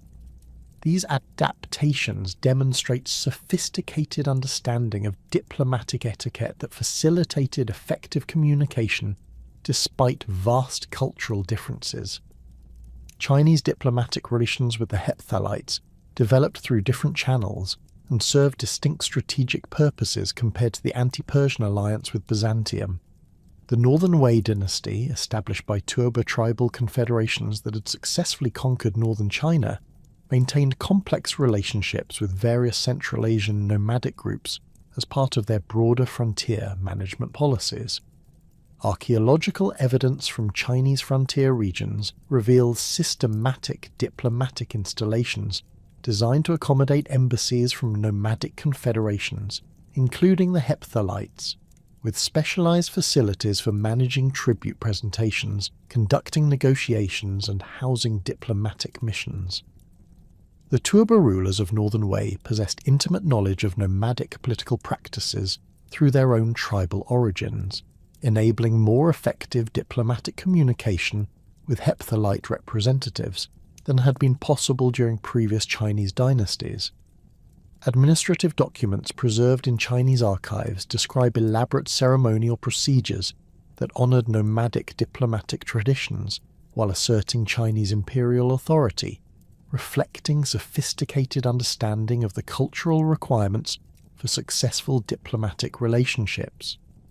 Archaeological evidence from these ceremonial centres reveals architectural innovations that accommodated nomadic cultural practices within traditional Chinese imperial settings.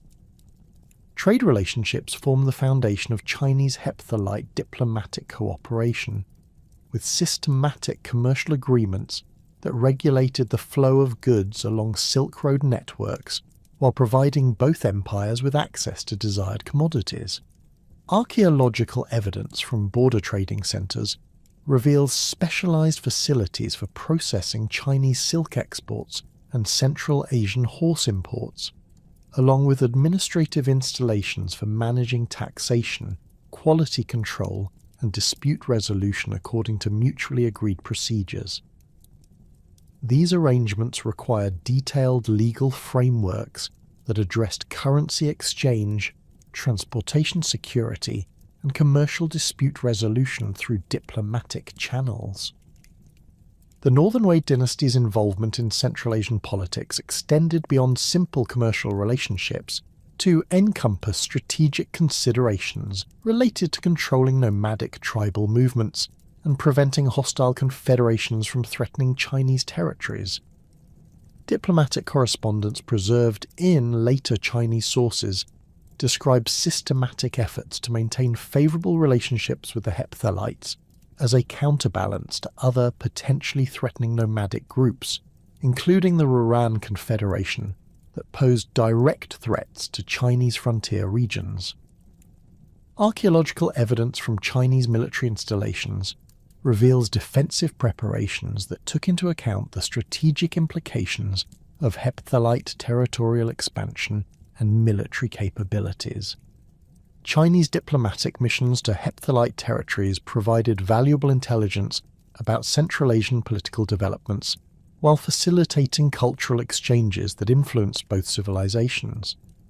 Archaeological evidence from these diplomatic installations includes Chinese architectural elements incorporated into Hepthalite buildings, Buddhist religious artifacts reflecting Chinese artistic influences, and technological innovations that demonstrate systematic knowledge transfer between the two empires. These exchanges extended beyond simple diplomatic communication to encompass comprehensive cultural interaction that enriched both civilizations. The management of tribute relationships represented a crucial aspect of Chinese Hepthalite diplomacy, with complex protocols that balanced Chinese expectations of nominal subordination against Hepthalite assertions of political independence. Archaeological evidence from tribute presentation ceremonies reveals elaborate procedures designed to satisfy both parties' requirements, with gift exchanges that honoured Chinese imperial dignity while avoiding implications of genuine political subordination. These arrangements required sophisticated diplomatic skills that maintained beneficial relationships while preserving both empires' essential political interests. Marriage alliances constituted fundamental diplomatic tools that created lasting political relationships between the Hephthalites and various Central Asian kingdoms, nomadic confederations, and sedentary states throughout their territorial sphere.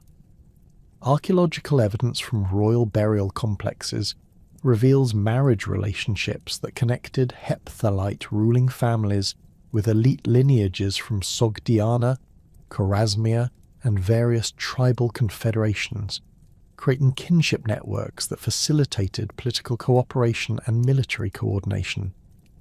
These alliances required elaborate ceremonial procedures that honoured the cultural traditions of both parties while establishing clear political obligations and mutual support commitments. The negotiation of marriage alliances involved complex diplomatic procedures that addressed issues of royal precedence, religious compatibility, and territorial arrangements. Administrative documents describe detailed negotiations concerning bride prices, ceremonial protocols, and the political status of offspring from these unions, reflecting sophisticated understanding of the long-term implications of dynastic marriages. Archaeological evidence from wedding ceremonies includes elaborate gift assemblages that demonstrate the substantial economic investments required to cement these political relationships through appropriate ceremonial display. Sogdian merchant families represented particularly valuable marriage partners for Hepthalite nobility due to their extensive commercial networks and diplomatic connections throughout Central Asia and beyond. Archaeological evidence from Sogdian cities reveals residential compounds that housed Hepthalite royal relatives alongside local merchant families, creating permanent diplomatic relationships that facilitated both political cooperation and commercial coordination. These arrangements provided the Hepthalites with access to sophisticated commercial expertise, while offering Sogdian merchants political protection and preferential trading privileges. Tribal confederations throughout the Central Asian steppes maintained marriage relationships with Hepthalite ruling families as mechanisms for establishing military alliances and territorial agreements. Archaeological evidence from nomadic burial sites reveals grave goods that include Hepthalite royal gifts, alongside traditional tribal artifacts, indicating marriage relationships that created lasting political obligations. These alliances provided the Hepthalites with access to additional military forces during major campaigns, while offering tribal leaders opportunities for sharing in the economic benefits of territorial conquest and tribute collection.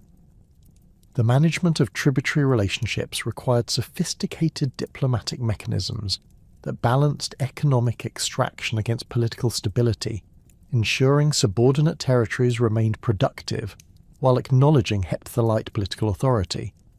Archaeological evidence from tribute collection centres reveals systematic procedures for evaluating goods, maintaining records, and resolving disputes that arose from tribute obligations.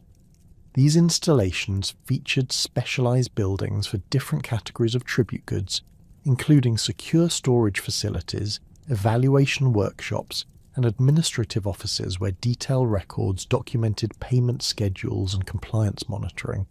Khwarezmian kingdoms maintained complex tributary relationships with Hepthalite authorities that evolved over time from simple tribute payments toward comprehensive political integration. Archaeological evidence from Khwarezmian cities reveals Hepthalite administrative quarters established alongside existing governmental institutions, creating hybrid administrative systems that combined local expertise with nomadic oversight capabilities. These arrangements allowed Khwarezmian rulers to maintain internal autonomy while acknowledging Hepthalite political supremacy through regular tribute payments and military service obligations. The integration of Bactrian territories into Hepthalite tributary systems required careful accommodation of existing political structures and commercial relationships that had developed over centuries of regional autonomy. Archaeological evidence reveals the continuation of local administrative practices under Hepthalite oversight, with tribute collection procedures that coordinated with traditional agricultural cycles and commercial patterns. These arrangements preserved economic productivity while ensuring systematic resource extraction that supported Hepthalite military operations and territorial administration. Trade diplomacy represented perhaps the most sophisticated aspect of Hepthalite international relations, requiring coordination with multiple partners across vast distances while maintaining security for commercial traffic and ensuring profitable taxation of trade goods. The Hepthalites' strategic position along major Silk Road routes provided them with unprecedented opportunities for economic diplomacy, but also required complex negotiations with the various powers that possessed interests in maintaining commercial access to these crucial networks. Archaeological evidence from trading centres reveals specialised diplomatic installations designed specifically for managing commercial relationships, including facilities for hosting merchant delegations, resolving trade disputes, and negotiating commercial agreements. The role of Hepthalite territories as intermediaries between East and West required systematic coordination with Chinese, Persian, Indian, and Byzantine commercial interests. Archaeological evidence from major trading centres reveals the presence of permanent commercial quarters for different cultural groups, each equipped with facilities appropriate to their specific business practices and cultural requirements. These installations included temples and religious facilities for various faiths, specialised storage areas for different types of goods, and administrative offices where commercial disputes could be resolved according to internationally recognised procedures. Sogdian merchants served as crucial intermediaries in hepthalite trade diplomacy, providing linguistic expertise, cultural knowledge, and commercial connections that facilitated relationships with distant trading partners. Archaeological evidence from Sogdian commercial installations reveals the systematic integration of these merchant communities into hepthalite administrative structures, with specialised positions that combined commercial expertise with diplomatic responsibilities. These arrangements created permanent diplomatic channels that maintained commercial relationships even during periods of political tension or military conflict.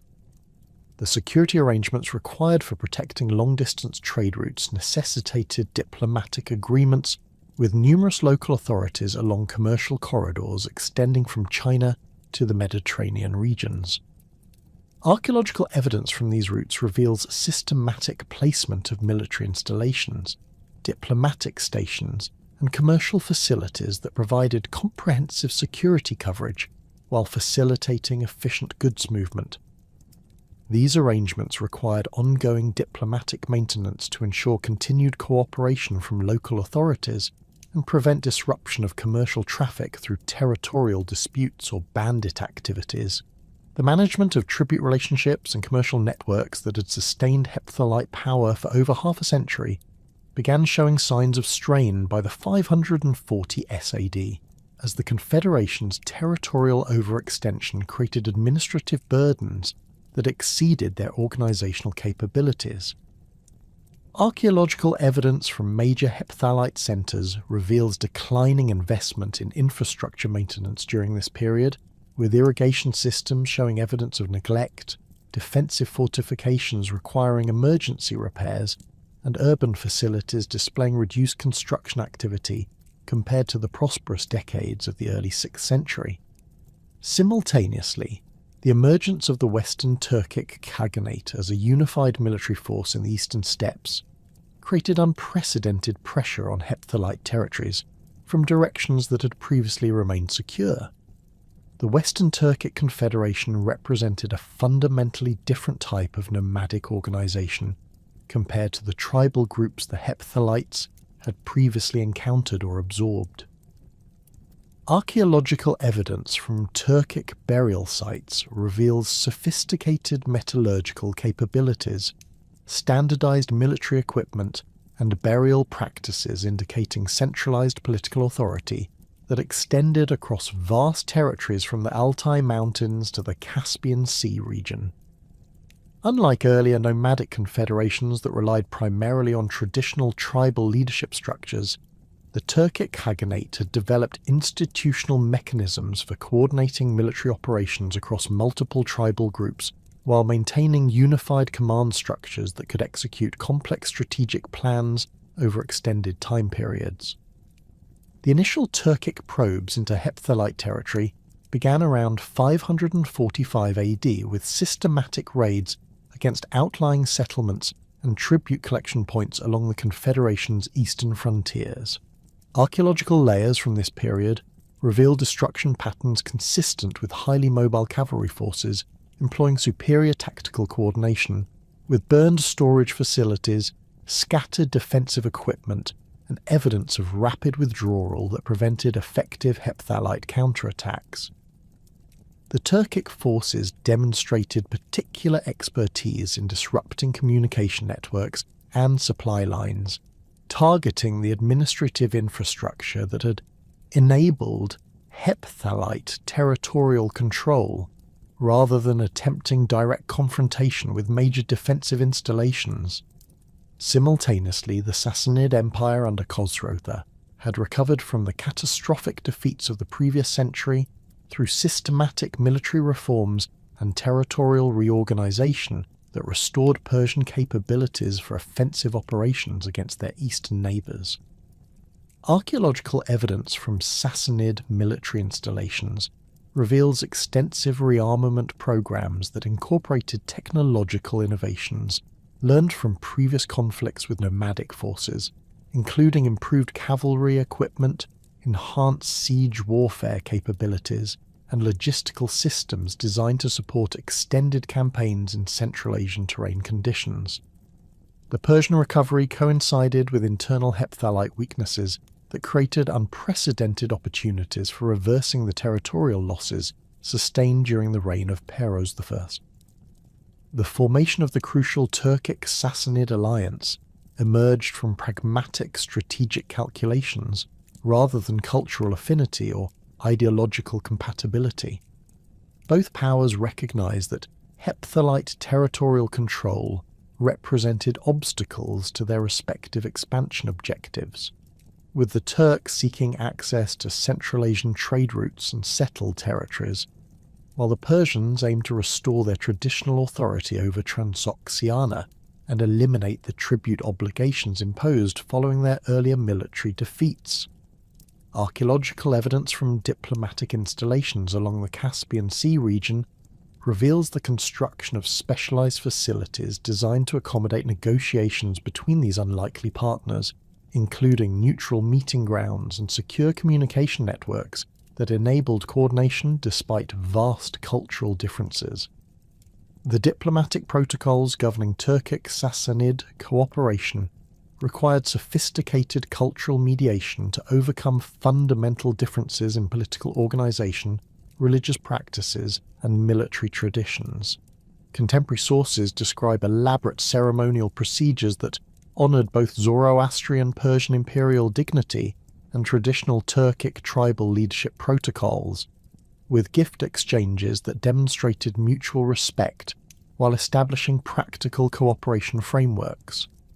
Archaeological evidence from these diplomatic centres includes artefacts representing both cultural traditions, with Persian precious metalwork alongside Turkic horse equipment and weapons, indicating successful cultural accommodation that enabled effective political coordination.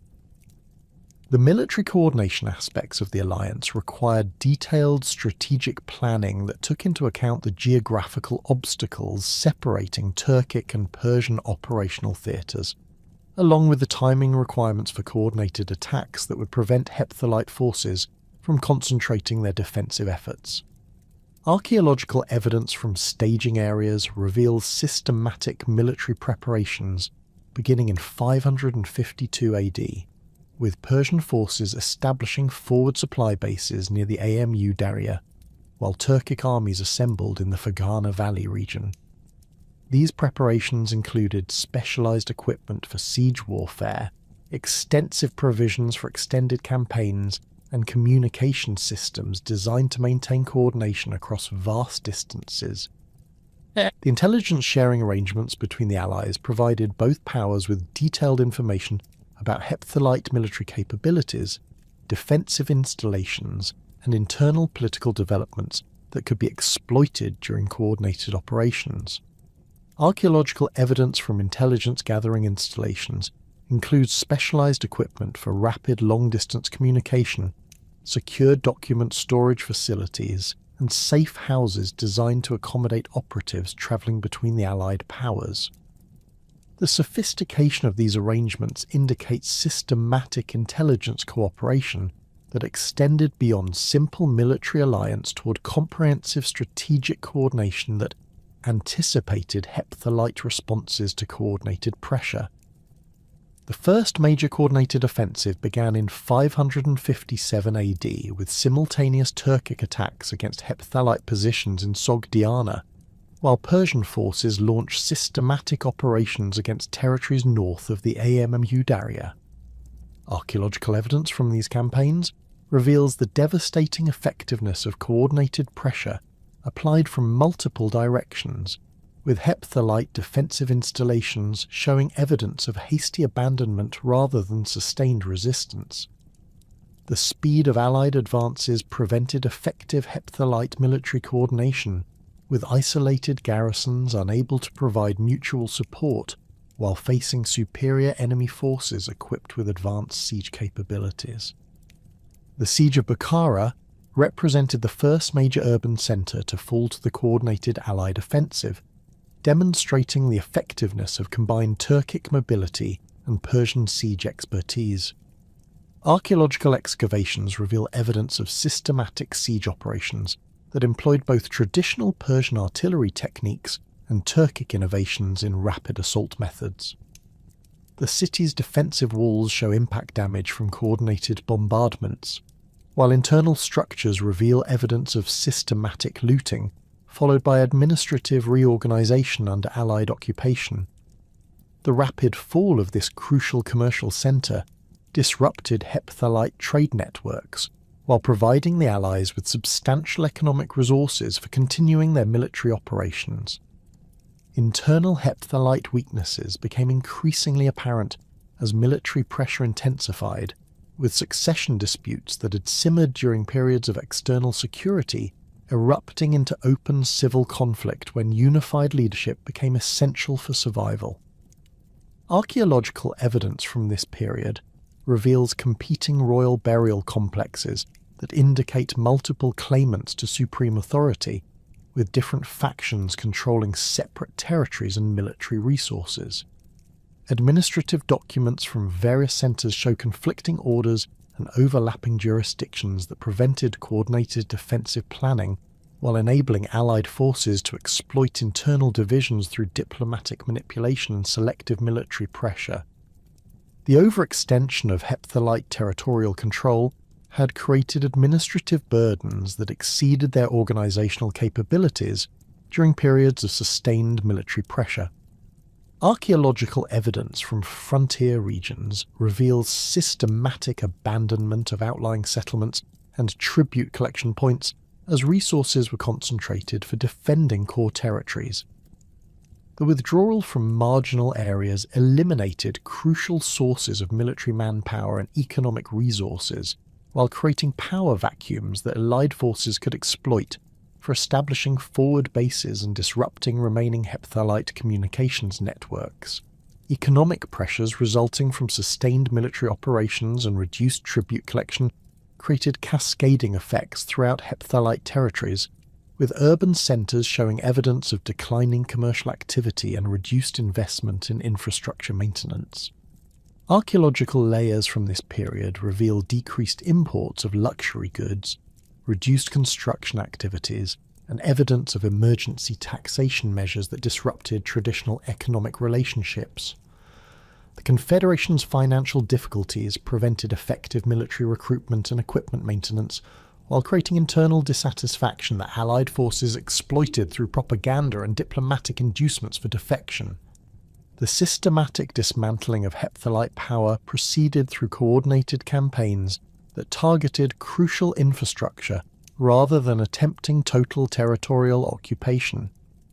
Turkic forces specialised in disrupting communication networks and eliminating isolated strongholds, while Persian armies focused on capturing major urban centres and establishing permanent administrative control over conquered territories. This division of tactical responsibilities maximised the effectiveness of each ally's military capabilities while preventing the resource expenditure that would have been required for comprehensive territorial occupation by either power alone. The 563 AD campaign marked the decisive phase of Allied operations, with coordinated advances that eliminated remaining Hepthalite strongholds in Bactria and Sogdiana through systematic siege operations. Archaeological evidence from these final battles reveals the overwhelming superiority of Allied forces, with Hepthalite defensive positions showing evidence of rapid collapse rather than prolonged resistance. Weapon distributions at these sites indicate substantial disparities in equipment quality and tactical coordination, with Allied forces employing standardized weapons and coordinated tactical formations against increasingly desperate Hepthalite defenders equipped with obsolete equipment and lacking effective command structures. The capture of Balkh in 565 AD eliminated the last major Hepthalite administrative centre and effectively ended their existence as an independent political entity. Archaeological excavations reveal systematic destruction of royal installations and administrative facilities, followed by comprehensive reorganization under Persian authority. The Persian occupation involved selective preservation of economic infrastructure while eliminating political symbols associated with Hepthalite authority, indicating systematic planning for long-term territorial integration rather than simple military occupation. Treasury facilities show evidence of substantial wealth confiscation, with empty vault chambers and scattered precious metal fragments indicating systematic looting of accumulated tribute resources. The partition arrangements between the Allied powers reflected their respective strategic priorities and territorial capabilities, with the Turks receiving control over northern territories that provided access to steppe regions and nomadic populations, while the Persians assumed authority over southern areas that included major urban centres and agricultural regions. Archaeological evidence from border demarcation activities reveals systematic surveying operations that established clear territorial boundaries, along with the construction of administrative installations designed to prevent future disputes over jurisdictional authority. These arrangements included provisions for continued cooperation in suppressing any attempts at Hepthalite political restoration. The final defeat of the Hepthalite Confederation represented more than simple military conquest, encompassing the systematic elimination of political institutions, cultural practices, and economic networks that had sustained their territorial empire for over a century. Archaeological evidence reveals deliberate destruction of royal burial complexes, administrative archives, and religious installations associated with Hepthalite authority, indicating systematic efforts to prevent future political revival through the elimination of legitimizing symbols and institutional continuity. The thoroughness of this destruction suggests coordinated planning between the Allied powers to ensure permanent elimination of Hepthalite political potential. The incorporation of former Hepthalite territories into Turkic and Persian administrative systems required substantial organizational efforts that demonstrated both powers' sophisticated governmental capabilities. Persian-controlled regions received immediate administrative integration through the establishment of provincial governments staffed by experienced bureaucrats, while Turkic territories underwent gradual incorporation that accommodated nomadic administrative preferences while maintaining effective territorial control. These different approaches reflected the distinct governmental traditions of the Allied powers while achieving their shared objective of preventing Hepthalite political restoration.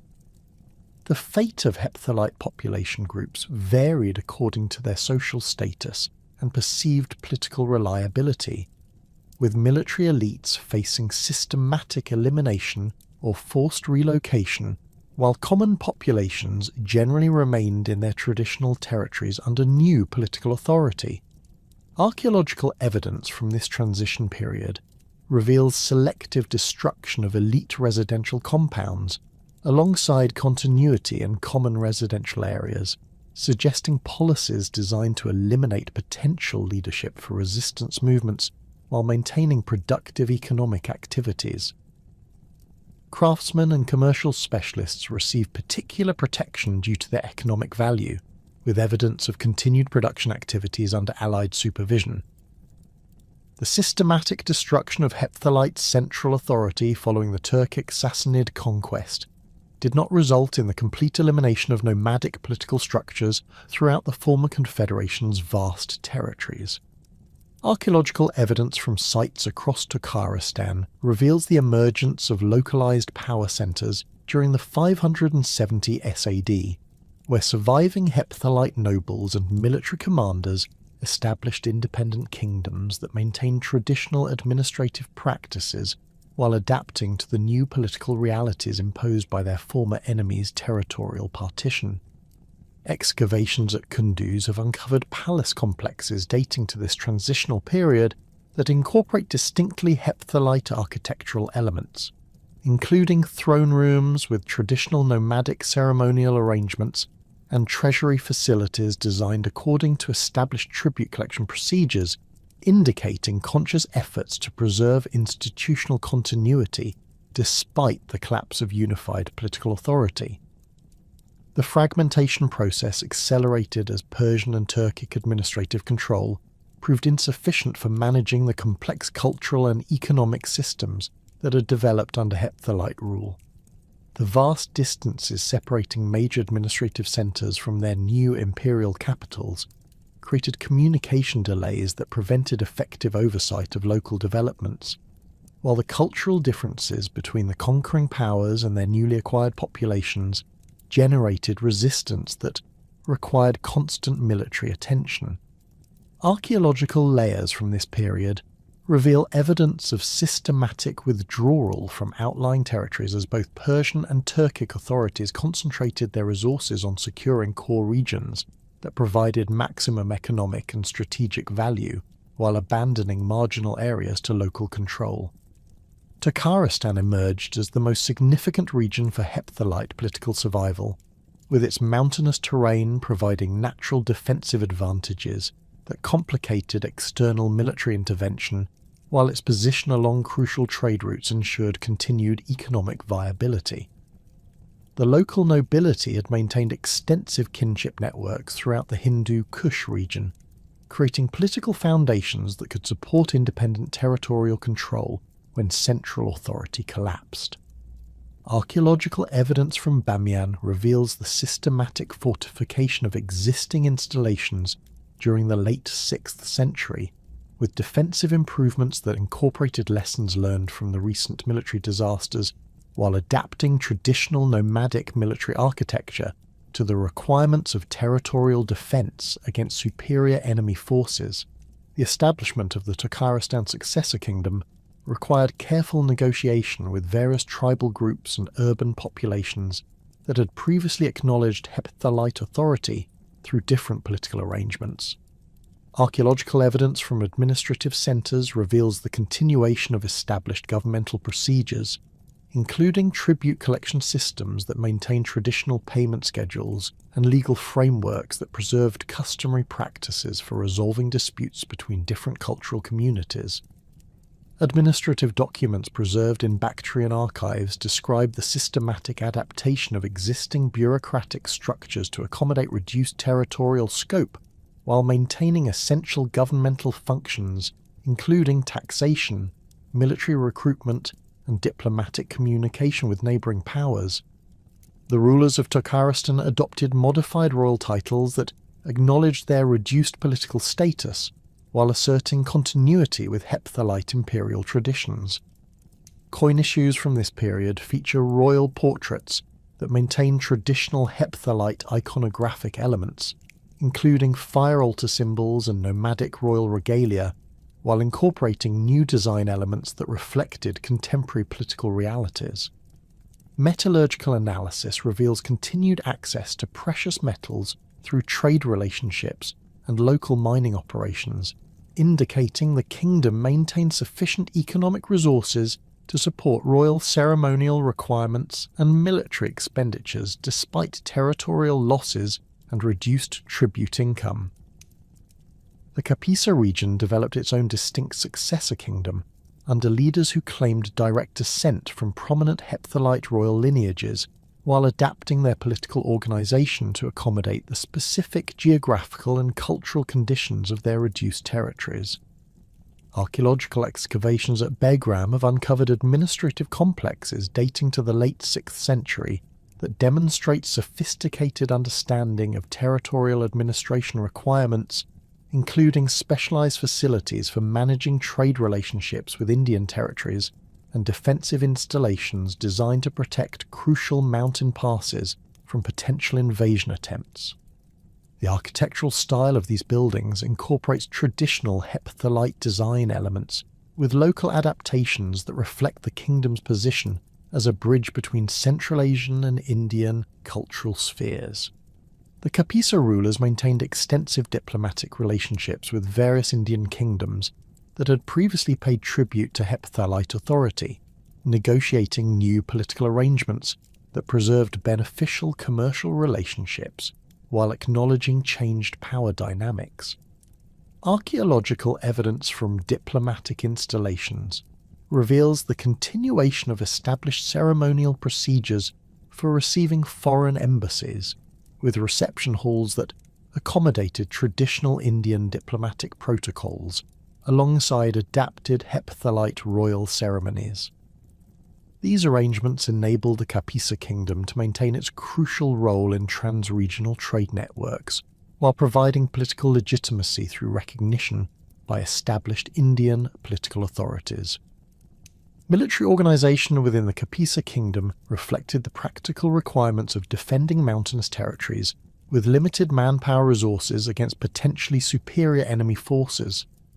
Archaeological evidence from military installations reveals the systematic adaptation of traditional hepthalite cavalry techniques to terrain conditions that favoured defensive operations over mobile warfare. Training facilities show evidence of specialised instruction in mountain warfare techniques, including the use of fortified positions, coordinated archery tactics, and rapid movement through difficult terrain that maximise defensive advantages while compensating for numerical inferiority against potential invaders. The emergence of the Nezak dynasty represented perhaps the most successful attempt to establish legitimate hepthalite political continuity through claims of direct royal descent and systematic preservation of traditional governmental institutions. Archaeological evidence from Nezak administrative centres reveals comprehensive efforts to maintain established bureaucratic procedures, including the preservation of administrative archives, the continuation of standardized measurement systems, and the operation of mint facilities that produced coins conforming to traditional hepthalite design standards. The dynasty's territorial control extended across strategic regions that included crucial trade routes and defensive positions, providing economic resources and military advantages that enabled sustained independence despite external political pressure. Nezak diplomatic policies emphasized their legitimate succession to hepthalite imperial authority, while pragmatically acknowledging the political realities that limited their territorial scope and military capabilities. Administrative documents describe systematic efforts to maintain relationships with former hepthalite tributary states and allied tribal confederations, offering reduced tribute obligations in exchange for continued political recognition and military cooperation agreements. These arrangements enabled the Nezak rulers to maintain influence beyond their direct territorial control, while building coalition relationships that could provide mutual defense against external threats from Persian or Turkic forces. The administrative innovations developed by Nezak rulers included hybrid governmental systems that combined traditional hepthalite institutional structures with adaptations designed to accommodate reduced resources and territorial scope. Archaeological evidence reveals the establishment of specialized administrative positions responsible for managing relationships with autonomous tribal groups, coordinating defensive preparations across multiple fortified positions, and maintaining commercial relationships that provided essential economic resources for governmental operations. These innovations demonstrated sophisticated understanding of the political requirements for sustaining independent authority under challenging circumstances while preserving essential elements of traditional hepthalite political culture. Religious policies within the Nezak kingdom reflected careful balance between maintaining traditional practices that legitimized their political authority and accommodating diverse religious communities that provided essential population support. Archaeological evidence from religious installations reveals continued patronage of Buddhist monasteries alongside support for Zoroastrian fire temples and local cult practices, indicating comprehensive religious tolerance policies designed to maintain social stability while preserving political legitimacy through traditional ceremonial observances. Construction projects during this period added defensive elements to existing religious facilities, reflecting the integration of spiritual and military considerations that characterized frontier political organization. The persistence of Hepthalite cultural influences throughout northern India during the 7th century occurred through the continuation of established administrative practices and commercial relationships rather than direct political control. Archaeological evidence from major Indian urban centres reveals the continued presence of Central Asian merchant communities that maintained cultural connections with Hepthalite successor states while adapting to changing political conditions under emerging Indian regional kingdoms. These communities preserved traditional crafts, religious practices, and commercial techniques that had developed under Hepthalite rule while serving as intermediaries between Indian territories and Central Asian political entities. Local rulers throughout the Punjab and Kashmir regions maintained political arrangements that acknowledged their historical connections to Hepthalite authority, while establishing new relationships with emerging regional powers. Archaeological evidence from these territories reveals the continuation of administrative practices that had developed under Hepthalite rule, including taxation systems, legal procedures, and military organization techniques that proved effective for managing diverse populations and complex territorial arrangements. Coin issues from local rulers during this period often incorporated design elements derived from Hepthalite imperial iconography, while adding new symbols that reflected contemporary political relationships and cultural influences. The gradual transformation of these political arrangements reflected the changing balance of power as new regional kingdoms emerged throughout northern India, while Hepthalite successor states adapted to their reduced circumstances. Archaeological layers from this transitional period reveal evidence of systematic political reorganization that preserved beneficial elements of established governmental systems while eliminating practices that had become obsolete or counterproductive under changed conditions. Urban planning projects show evidence of defensive improvements and infrastructure modifications designed to accommodate new political realities while maintaining essential economic and administrative functions. The expansion of the Arab Caliphate into Central Asian territories during the late 7th and early 8th centuries created unprecedented challenges for the surviving Hepthalite successor states that had maintained their independence through careful diplomatic balance and defensive strategies. The Islamic conquest represented a fundamentally different type of political and cultural challenge compared to the earlier Turkic and Persian interventions, as Arab forces brought comprehensive religious and administrative systems that demanded total transformation of existing political arrangements rather than simple acknowledgement of new overlord authority. Archaeological evidence from the initial phases of Arab expansion reveals systematic preparation by Hepthalite successor states for confronting this new threat, including defensive fortification projects, military equipment stockpiling, and diplomatic efforts to coordinate resistance among various Central Asian political entities.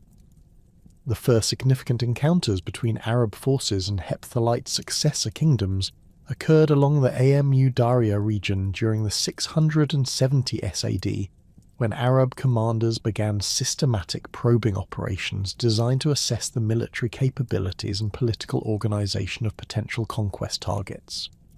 Archaeological evidence from these early conflicts reveals the continued effectiveness of traditional Hepthalite military techniques when employed in defensive operations, with battlefield distributions showing successful cavalry charges and coordinated archery tactics that inflicted substantial casualties on Arab forces despite their superior numbers and equipment. However, these tactical successes proved insufficient to prevent gradual Arab territorial gains through systematic siege operations and diplomatic inducements for local defection. The Islamic administrative systems imposed in conquered territories represented comprehensive transformation of existing governmental structures, rather than simple overlay of new authority over established institutions.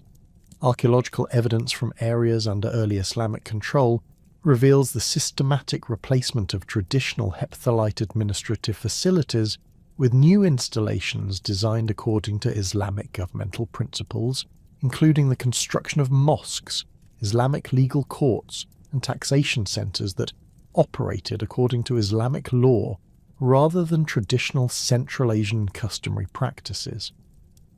The thoroughness of these changes indicates systematic planning for permanent cultural transformation rather than temporary military occupation. Conversion pressures applied to Hepthalite successor populations varied according to their social status and perceived political reliability, with ruling elites facing demands for immediate religious conversion, while common populations generally received gradual inducement toward Islamic adoption through economic incentives and social advantages. Archaeological evidence from this transition period reveals the systematic destruction of traditional religious installations in some regions, while other areas show evidence of gradual transformation that preserved existing structures while adapting their functions to Islamic requirements. Buddhist monasteries in particular face systematic elimination or conversion to Islamic educational institutions, representing deliberate efforts to eliminate competing religious authority that could support political resistance. The resistance strategies employed by surviving Hepthalite successor states included both military opposition and diplomatic efforts to exploit divisions within the expanding Islamic Empire, while maintaining independence through strategic alliances with other threatened regional powers. Archaeological evidence reveals systematic coordination between various Central Asian kingdoms that shared common interests in preventing Islamic conquest, including the exchange of military advisors, coordinated defensive planning, and mutual support agreements that provided resources for sustained resistance operations. These arrangements demonstrated sophisticated understanding of the strategic requirements for confronting superior enemy forces while maintaining political independence through collective action. The gradual Islamic conquest of former Hepthalite territories proceeded through systematic campaigns that combined military pressure with diplomatic inducements and economic incentives designed to encourage voluntary submission, rather than costly siege operations. Archaeological evidence from conquered territories reveals varying patterns of political transition, with some regions showing evidence of negotiated surrender that preserved local administrative structures under Islamic oversight, while others reveal systematic destruction, followed by comprehensive reorganization according to Islamic governmental principles. These variations reflected both local resistance capabilities and Islamic strategic priorities that emphasized efficient territorial integration over total cultural transformation. The final elimination of independent Hepthalite successor states occurred during the early 8th century, as Islamic forces completed their conquest of Central Asian territories through systematic campaigns that eliminated remaining centres of political resistance. Archaeological evidence from the last independent Hepthalite strongholds reveals desperate defensive preparations that included the construction of emergency fortifications, the stockpiling of weapons and supplies, and the implementation of scorched earth policies designed to deny resources to advancing Islamic forces. The archaeological record of these final battles shows evidence of fierce resistance that extracted substantial costs from Islamic forces, while ultimately proving insufficient to prevent conquest and political absorption into the expanding Islamic Empire. The systematic destruction of the last independent Hepthalite strongholds during the Islamic conquest marked the end of their political existence, yet their contributions to Central Asian development continued to influence regional political structures long after their military defeat. The administrative innovations pioneered by Hepthalite rulers became foundational elements for subsequent nomadic confederations throughout the steppes, particularly their sophisticated tribute collection systems and territorial administration techniques that balanced nomadic mobility with sedentary governmental requirements. Archaeological evidence from later Turkic and Mongol administrative centres reveals architectural layouts and bureaucratic procedures that directly descended from Hepthalite institutional models, including specialised treasury facilities, standardised measurement systems, and diplomatic reception protocols that facilitated complex international relationships across vast geographical distances. The hepthalite approach to governing diverse populations through flexible administrative arrangements that accommodated different cultural traditions while maintaining central political authority provided crucial precedents for later nomadic empires. Their policies of selective cultural preservation, religious tolerance, and economic integration created governmental frameworks that subsequent Central Asian rulers adapted to their own territorial circumstances. The Turkic Khaganate, despite its role in destroying hepthalite power, adopted numerous administrative techniques that had proven effective for managing sedentary populations and commercial networks. Archaeological excavations at Turkic administrative centres revealed document storage systems, legal procedures, and taxation methods that closely paralleled hepthalite practices, indicating systematic adoption of proven governmental technologies rather than complete institutional innovation. The influence extended beyond immediate successors to shape the political development of later nomadic confederations, including the Mongol Empire, whose administrative structures incorporated elements that could be traced through intermediate stages back to hepthalite innovations. The Mongol system of decimal military organization, standardized communication networks, and religious tolerance policies reflected institutional evolution that built upon foundations established during the hepthalite period. Archaeological analysis of Mongol administrative sites reveals architectural elements and bureaucratic procedures that maintained continuity with earlier Central Asian governmental traditions, demonstrating the persistence of effective institutional solutions across multiple political transitions and cultural transformations. The hepthalite contribution to nomadic political theory involved the systematic development of territorial administration concepts that transcended traditional tribal organization while maintaining essential nomadic cultural values. Their governmental structures demonstrated that nomadic societies could successfully manage complex territorial states without abandoning their fundamental cultural identity or military advantages. This synthesis influenced political thinking throughout the steppes for centuries, providing conceptual frameworks that enabled later nomadic confederations to establish stable territorial control while preserving the mobility and flexibility that had historically characterized steppe societies. Buddhist artistic traditions throughout Central Asia and northern India bore lasting hepthalite influences that continued to shape regional cultural development long after their political disappearance. The distinctive sculptural styles that emerged under hepthalite patronage combined traditional Buddhist iconography with Central Asian nomadic motifs, creating artistic syntheses that influenced subsequent Buddhist art production throughout the region. Archaeological excavations at major Buddhist centres reveal sculptural programs dating to the post-hepthalite period that maintained stylistic elements pioneered during nomadic rule, including warrior imagery, horse motifs, and decorative patterns that reflected the cultural fusion achieved under hepthalite artistic patronage. The Gandhara artistic tradition experienced particularly significant hepthalite influence through the systematic patronage of Buddhist monasteries and sculptural projects that incorporated nomadic aesthetic preferences with established Greco-Buddhist artistic traditions. Relief sculptures from major Gandharan sites dating to the hepthalite period demonstrate sophisticated artistic synthesis that combined classical Mediterranean sculptural techniques with Indian Buddhist narrative traditions and Central Asian decorative motifs. These artistic innovations created distinctive regional styles that continued to influence Buddhist art production throughout Afghanistan, Pakistan, and northern India for centuries after hepthalite political authority had ended.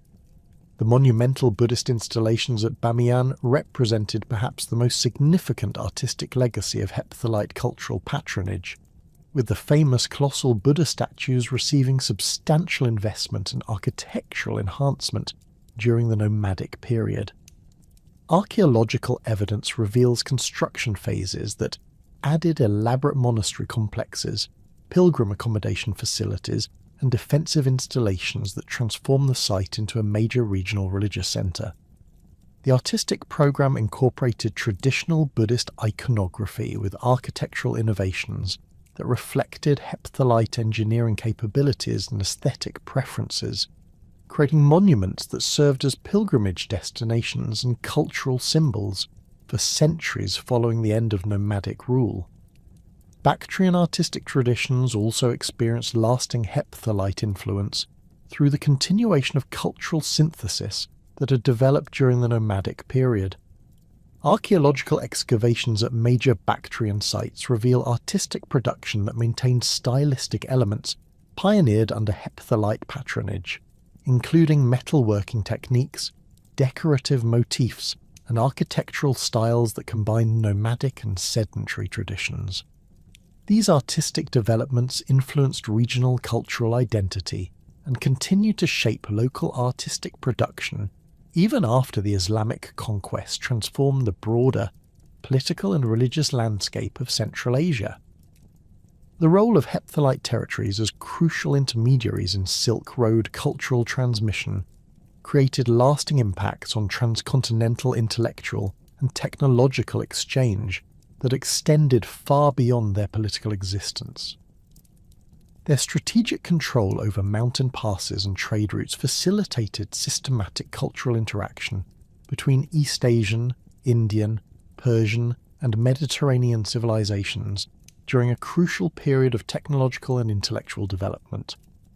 Archaeological evidence from major trading centres reveals the systematic exchange of ideas, techniques, and cultural practices that occurred under hepthalite administration, including the transmission of paper-making technology, astronomical knowledge, mathematical concepts, and religious ideas that shaped intellectual development throughout the known world.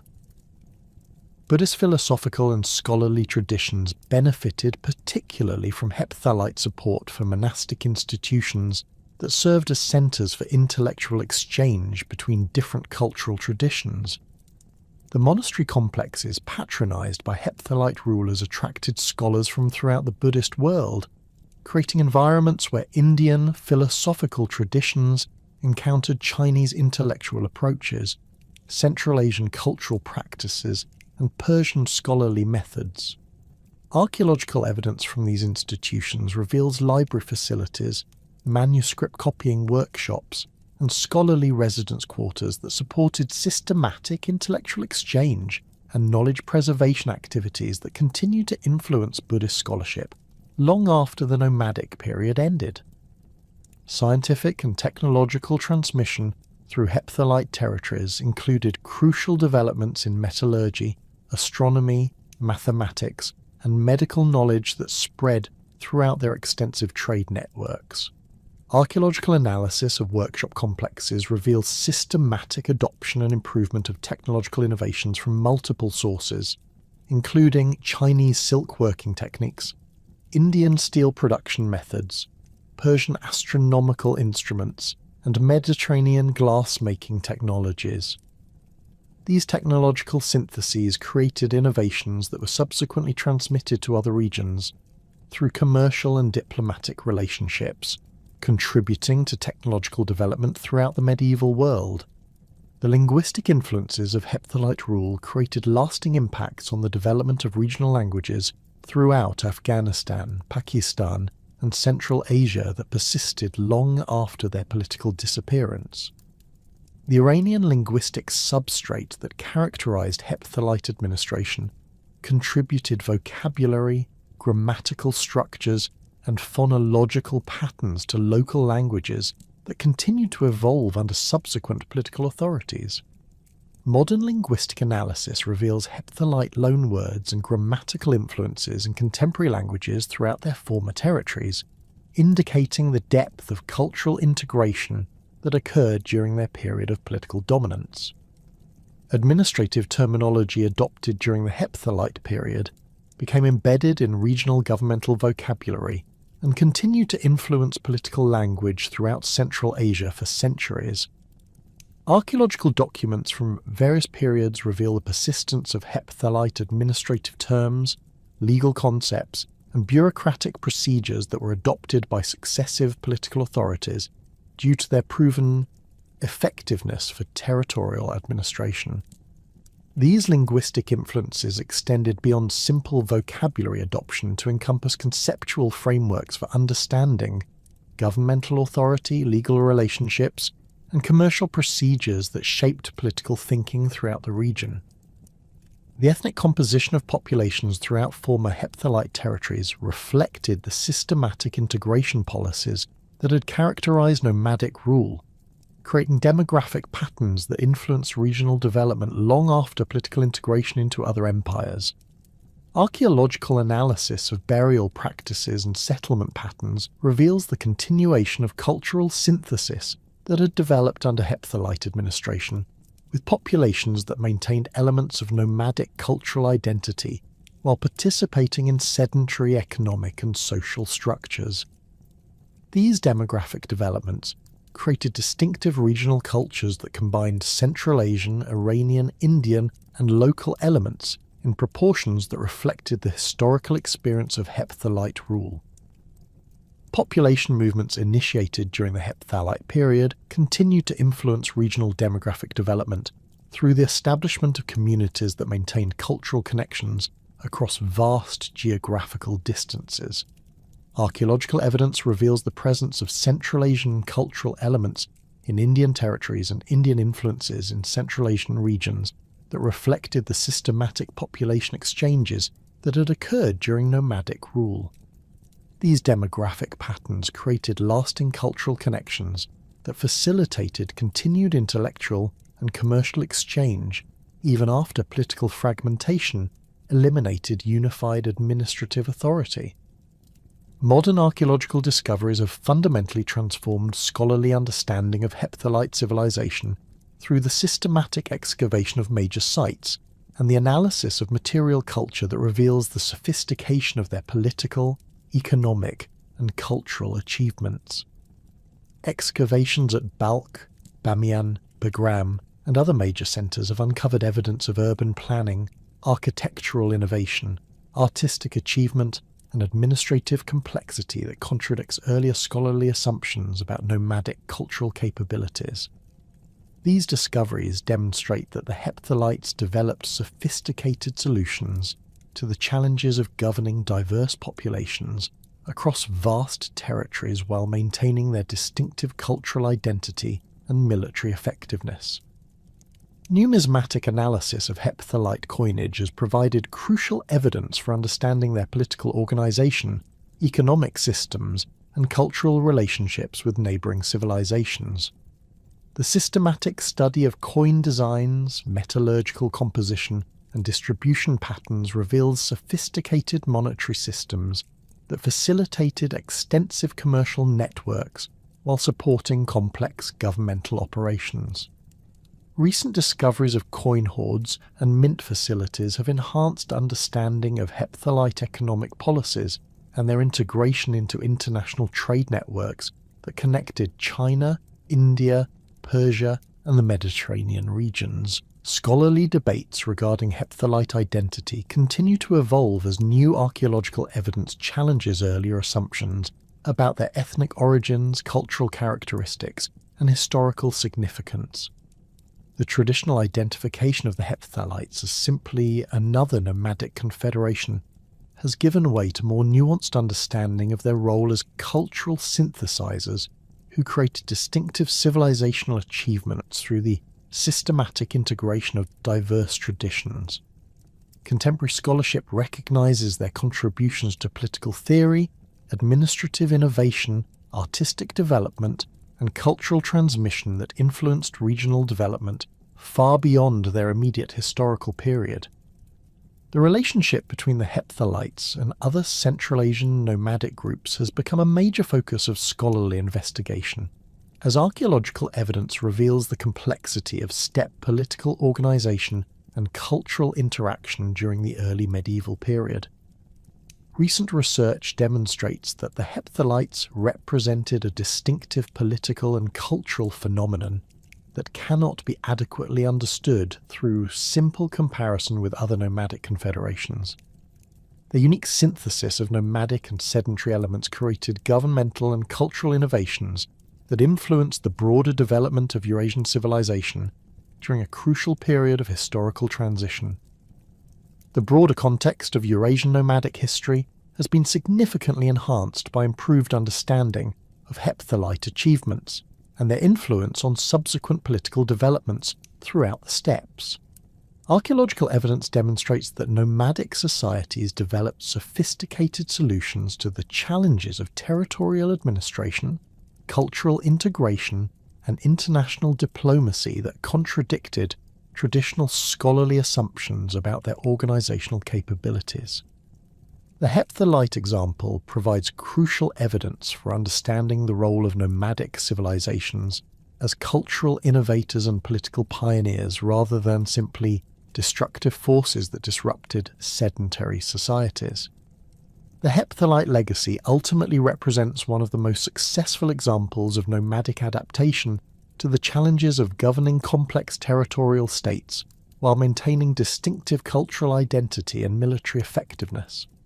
Their political innovations, administrative achievements, cultural syntheses, and economic systems provided foundations for subsequent Central Asian development that influenced regional civilization for centuries after their political disappearance. Modern scholarship continues to reveal the sophistication and lasting significance of their contributions to world history, demonstrating that the hepthalites deserve recognition as major civilizational innovators whose achievements shaped the development of medieval Eurasia in fundamental and lasting ways.